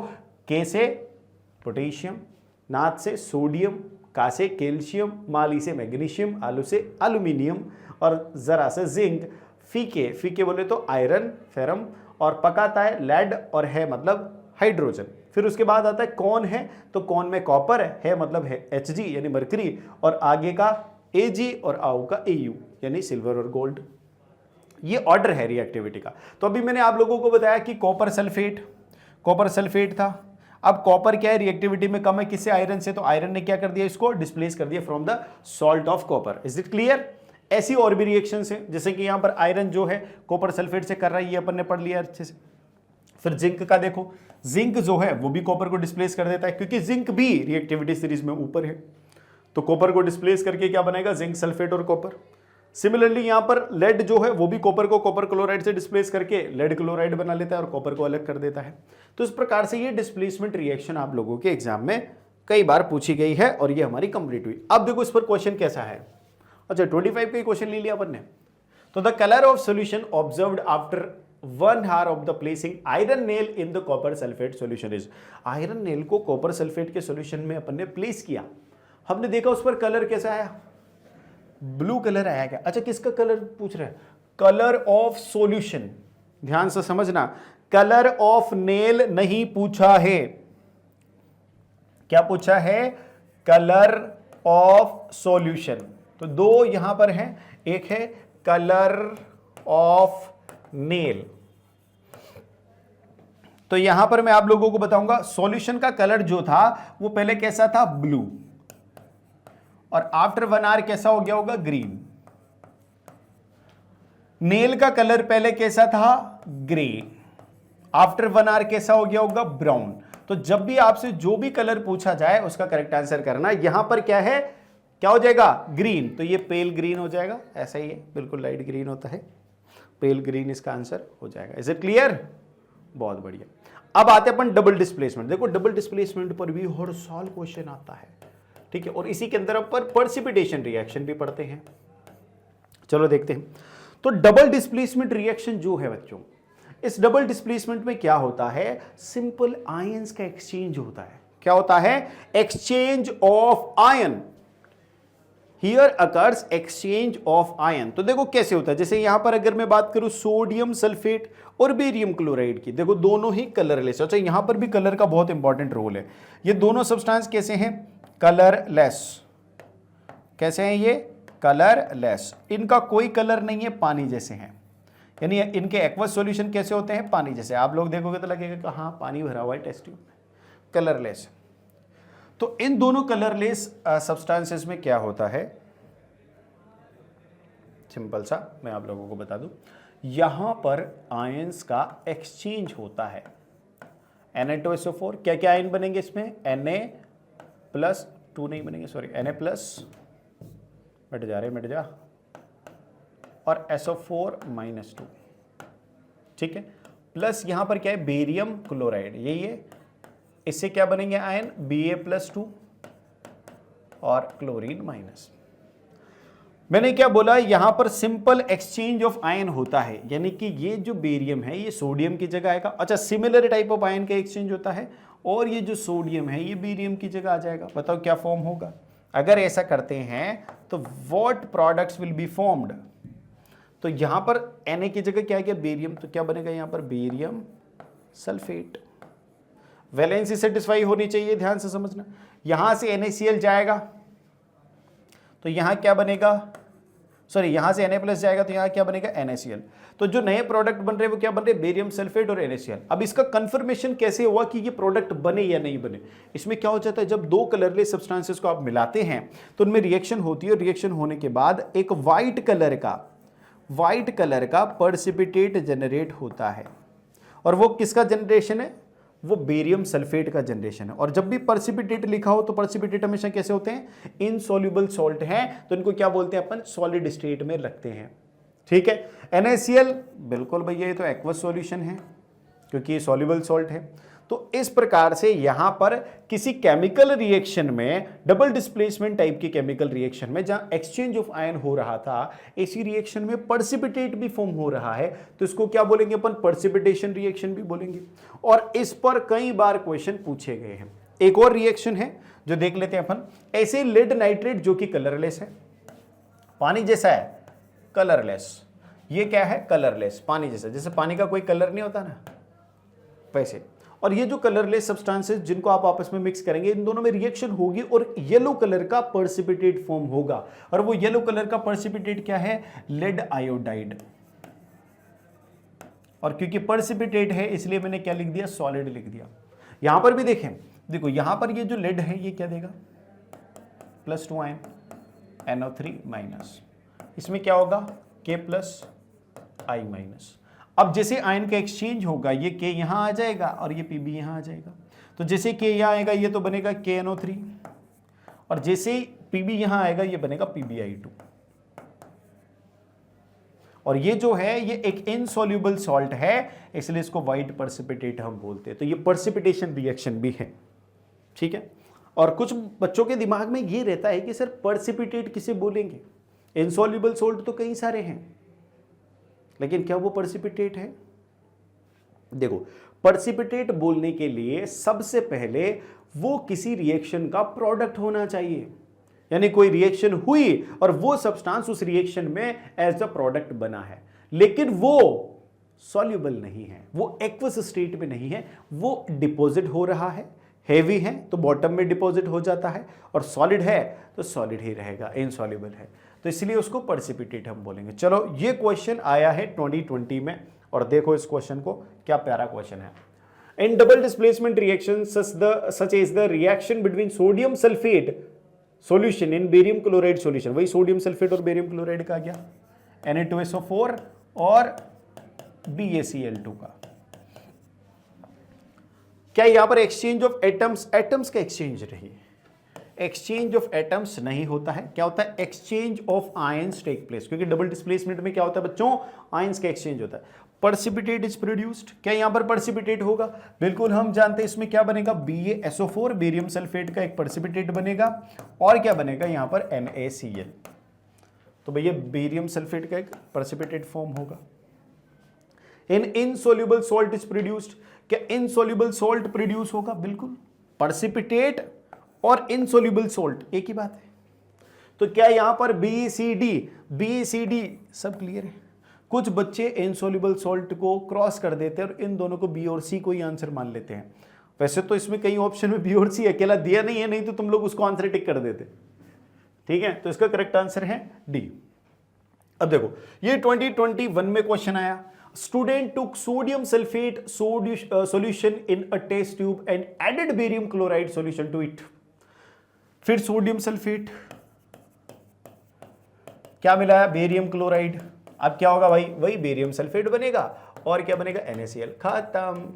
क्या पूछा है, the colour and the molecular formula of the insoluble substance. Insoluble substance कौन सा, ये वाला। इसका फॉर्मूला क्या है, BaSO4। BaSO4 कहाँ है, ये रहा BaSO4। ठीक है, कौन से कलर का होता है, व्हाइट कलर का होता है, व्हाइट प्रेसिपिटेट, तो सी आंसर हो जाएगा, पिंक नहीं होता है। Is it clear? तो कलर भी आप लोगों को याद रखने हैं और अच्छे से काम करना है। अब एक और आ जाओ, when aqueous solution of potassium 23 का है, potassium iodide and lead nitrate are mixed, insoluble substance separates out, the chemical equations for the reaction involved। तो यार यहां पर पोटेशियम आयोडाइड और लेड नाइट्रेट, पहली बात तो लेड नाइट्रेट का फॉर्मूला PbNO3 होता है क्या, नहीं। यहां पर PbNO3 होल ट्वाइस होता है क्या, बिल्कुल सही बात है, ये यहां तक तो ठीक है, ये भी ठीक है, ये नहीं है, ठीक है। तो ए और डी ऑप्शन तो मैंने केमिकल फॉर्मूला के बेसिस पर ही रिजेक्ट कर दिया। अब देखो यहां पर PbI2 है, बिल्कुल PbI2 होना चाहिए, KNO3 होना चाहिए, यहां पर PbI है, नहीं, ये भी नहीं होगा, तो आंसर क्या हो जाएगा, बी। एलिमिनेट कर दिया, केमिकल फॉर्मूला के बेसिस पर ही एलिमिनेट कर दिया मैंने। रिएक्शन नहीं भी आती ना मुझे, तो भी केमिकल फॉर्मूला अगर मुझे आता है कि पोटेशियम आयोडाइड का क्या होगा, लेड नाइट्रेट का क्या होगा, लेड आयोडाइड का क्या होगा, पोटेशियम नाइट्रेट का क्या होगा, अगर ये केमिकल फॉर्मूला भी बनाना मुझे आता है, तब भी मैं ये क्वेश्चन बहुत आसानी से करेक्ट कर सकता हूं। देख लो भाई 23 का क्वेश्चन। अब आता है यार हमारे चैप्टर का नेक्स्ट पार्ट, जो मोस्ट इंपॉर्टेंट है, जिसमें से कई बार क्वेश्चन एग्जाम में पूछे गए हैं। इसमें मैं एक वो चीज बताऊंगा जो आज तक आपने किसी से नहीं पढ़ी होगी, यानी ऑक्सीडेशन रिडक्शन पता करने का एक ऐसा तरीका बताऊंगा जो आज तक आपको नहीं आता होगा। तो सुनो भाई, ऑक्सीडेशन का मतलब क्या है? अरे बाबा, ऑक्सीडेशन का मतलब तो क्या ही होगा, नाम से ही क्लियर है, ऑक्सीजन का एडिशन। ऑक्सीडेशन बोले तो ऑक्सी एडिशन। मैं तो यार टुकड़े करके इसको पढ़ लेता हूं। ऑक्सीडेशन को क्या लिखूंगा मैं, ऑक्सीडेशन, इसको मैं लिख लेता हूं ऑक्सी एडिशन। यानी अगर किसी सब्सटेंस में ऑक्सीजन जुड़ रही है, ऐड हो रही है, तो मैं कहूंगा कि उस सब्सटेंस का क्या हो गया है, ऑक्सीडेशन हो गया है। फिर दूसरा टर्म है रिडक्शन। अरे यार रिड्यूस का मतलब ही क्या होता है? कई बार तुम बोलते हो ना कि मेरे टेस्ट में 18 आउट ऑफ 20 मार्क्स आए थे, मैं सर के पास दोबारा गया, मेरे एक क्वेश्चन में उन्होंने मार्क्स कम दिए, उन्होंने तो उल्टे मार्क्स रिड्यूस कर दिए।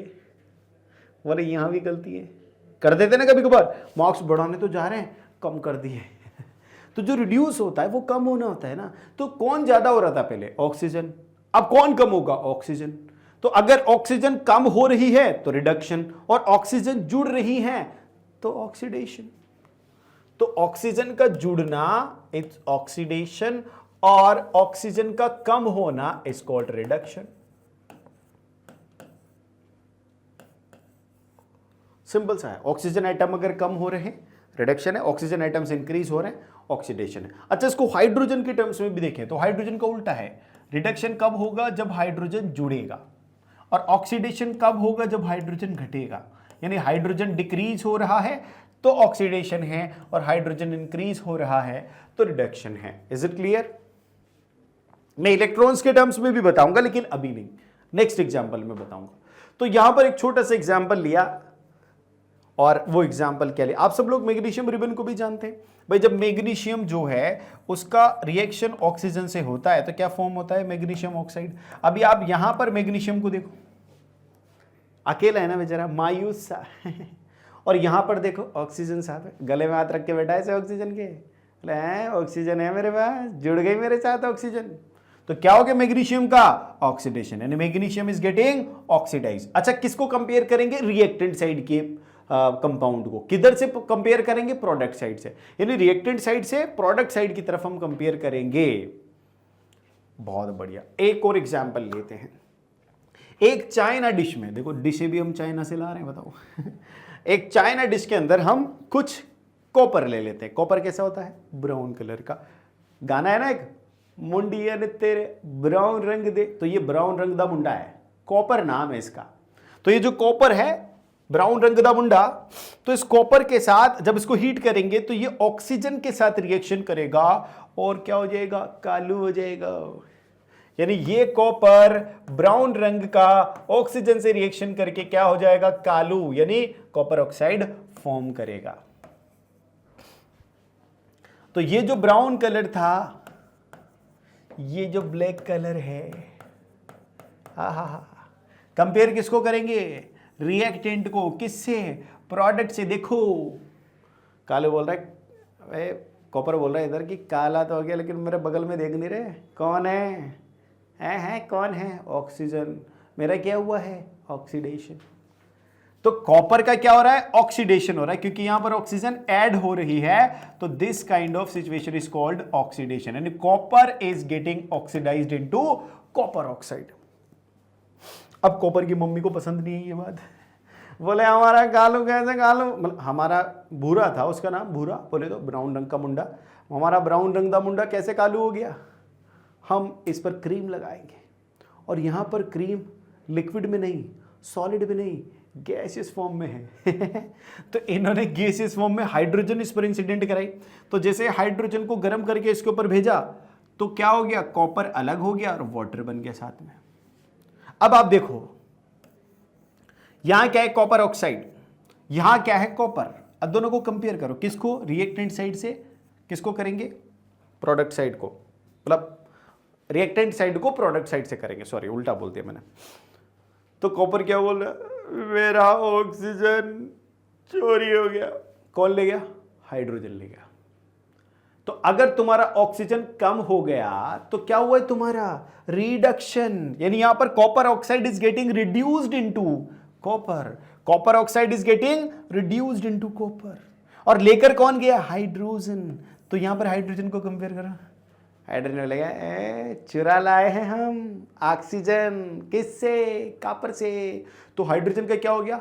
ऑक्सीडेशन, यानी hydrogen is getting oxidised into water. तो ये तो ऑक्सीडेशन हो रहा है, ये रिडक्शन हो रहा है। सेम चीज यहां पर लिखी हुई है, ऑक्सीडेशन और रिडक्शन हो रहा है। अब एक रिएक्शन जिसमें ऑक्सीडेशन और रिडक्शन दोनों होता है उसको ही हम रेडॉक्स रिएक्शन बोलते हैं। चक्कर पड़ता है एजेंट का। किसका चक्कर पड़ता है? एजेंट का। अब एक बात बताओ, एजेंट लोग क्या करते हैं? दूसरों को बत्ती देते क्या? यानी अगर ऑक्सीडाइजिंग एजेंट है तो क्या ये खुद का ऑक्सीडेशन कराएगा? नहीं, ये दूसरों को ऑक्सीडेशन कराएगा। यानी यहां पर ऑक्सीडेशन किसका हो रहा है? हाइड्रोजन का। कौन करवा रहा है? कॉपर ऑक्साइड, क्योंकि इसके पास ऑक्सीजन थी तभी तो इसका ऑक्सीडेशन हुआ। तो ये क्या हो जाएगा? Oxidising agent. कौन? Copper oxide. और हाइड्रोजन क्या कर रहा है? कॉपर ऑक्साइड का रिडक्शन। तो हाइड्रोजन क्या हो जाएगा? Reducing agent. यानी उल्टा सीन है क्या? जिसका ऑक्सीडेशन होता है वो तो क्या कहलाता है? रिड्यूसिंग एजेंट, और जिसका रिडक्शन होता है वो क्या कहलाता है? Oxidising agent. और एक बात ध्यान से रखना, बहुत जबरदस्त की है, जिनका ऑक्सीडेशन होता है वो भी रिएक्टेंट साइड पर, जिनका रिडक्शन होता है वो भी रिएक्टेंट साइड पर, और जो ऑक्सीडाइजिंग एजेंट होता है वो भी रिएक्टेंट साइड पर, और जो रिड्यूसिंग एजेंट होता है वो भी रिएक्टेंट साइड पर। यानी प्रोडक्ट साइड पर कुछ नहीं लिखना। अगर स्टेटमेंट में लिखा हुआ है कि भैया H2O is the oxidising agent, बोले नहीं, बात ही नहीं करनी है, मैं प्रोडक्ट साइड की बात ही नहीं करनी। क्लियर है फंडा? समझ गया आप?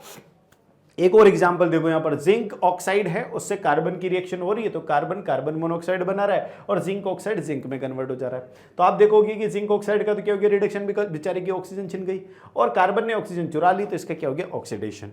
ठीक है। अब सबसे इंपॉर्टेंट बात यहां पर आ रही है, ये वाला एग्जाम्पल अति इंपॉर्टेंट है, लेकिन बात ये है कि बेचारे कई सारे टीचर जो कई सारे वन शॉट, रन शॉट, फलाना डिगाना शॉट, जितने भी शॉट बना रहे हैं ना, उनको पता ही नहीं है, उनको आता ही नहीं है।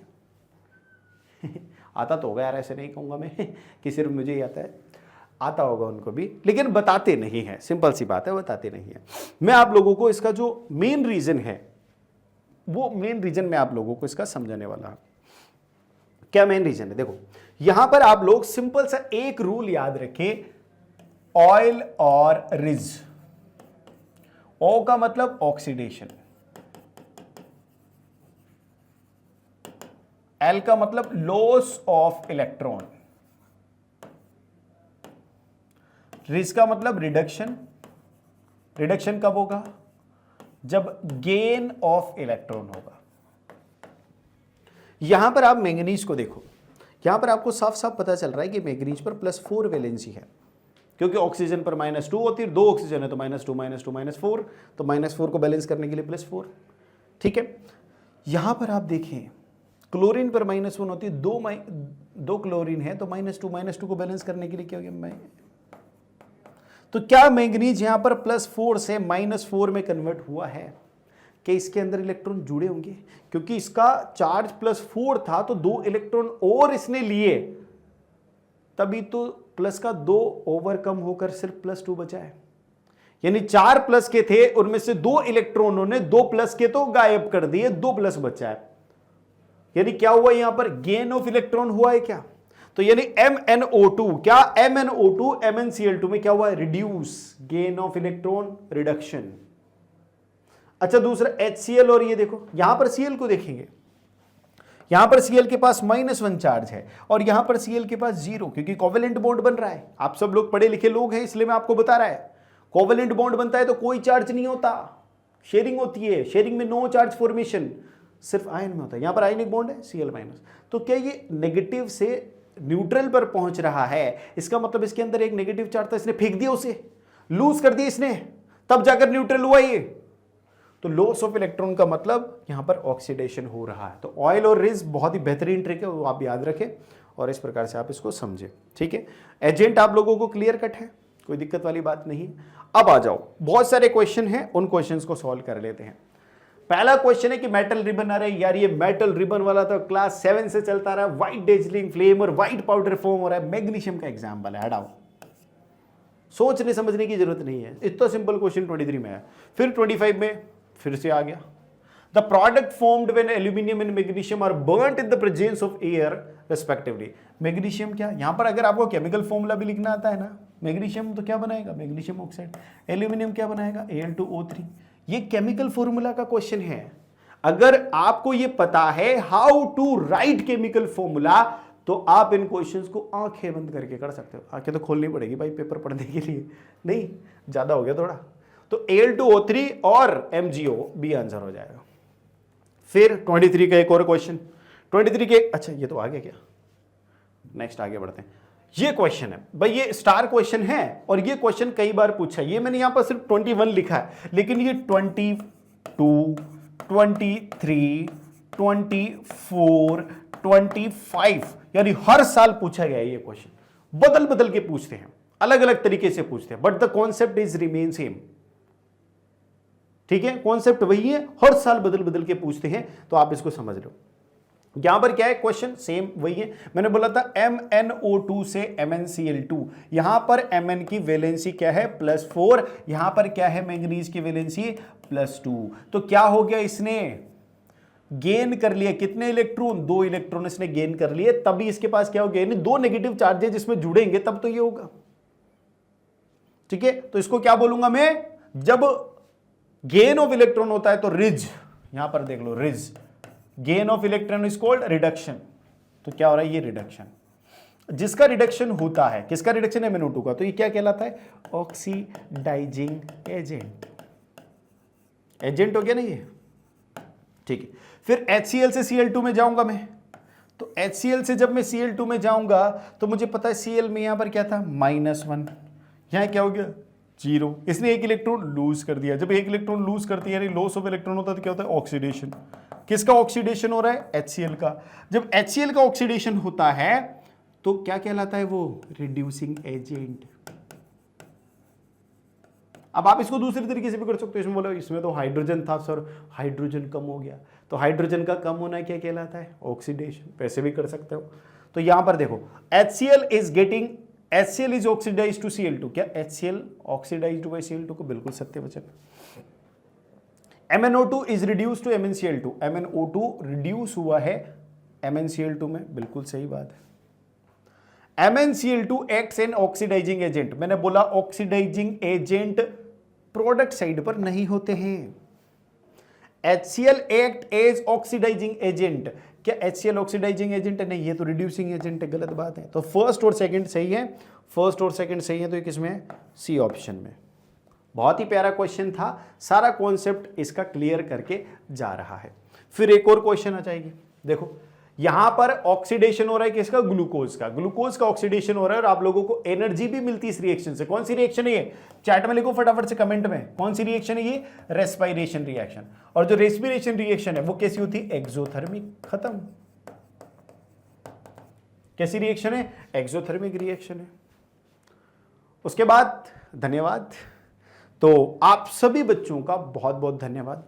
आप लोगों ने इस चैप्टर को बहुत प्यार से, बहुत सारे क्वेश्चन प्रैक्टिस करते हुए बहुत अच्छे से समझा है, पढ़ा है। अब this is time to sign off. और इसी प्रकार के और वीडियोस और चैप्टर्स के आप लोगों के लिए आते रहेंगे इसी चैनल पर, इसलिए इस चैनल को सब्सक्राइब कर लो, बेल आइकन को प्रेस कर लो। साइंस का भी आएगा तो मैथ्स भी आएगा और अदर सब्जेक्ट्स भी आएंगे। तो बच्चों आज ही चैनल को सब्सक्राइब करें और जुड़ें ई सरल के इस महाअभियान से, जिसमें आप लोगों के बोर्ड को फोड़ने का जिम्मा हमने उठाया। Thank you very much.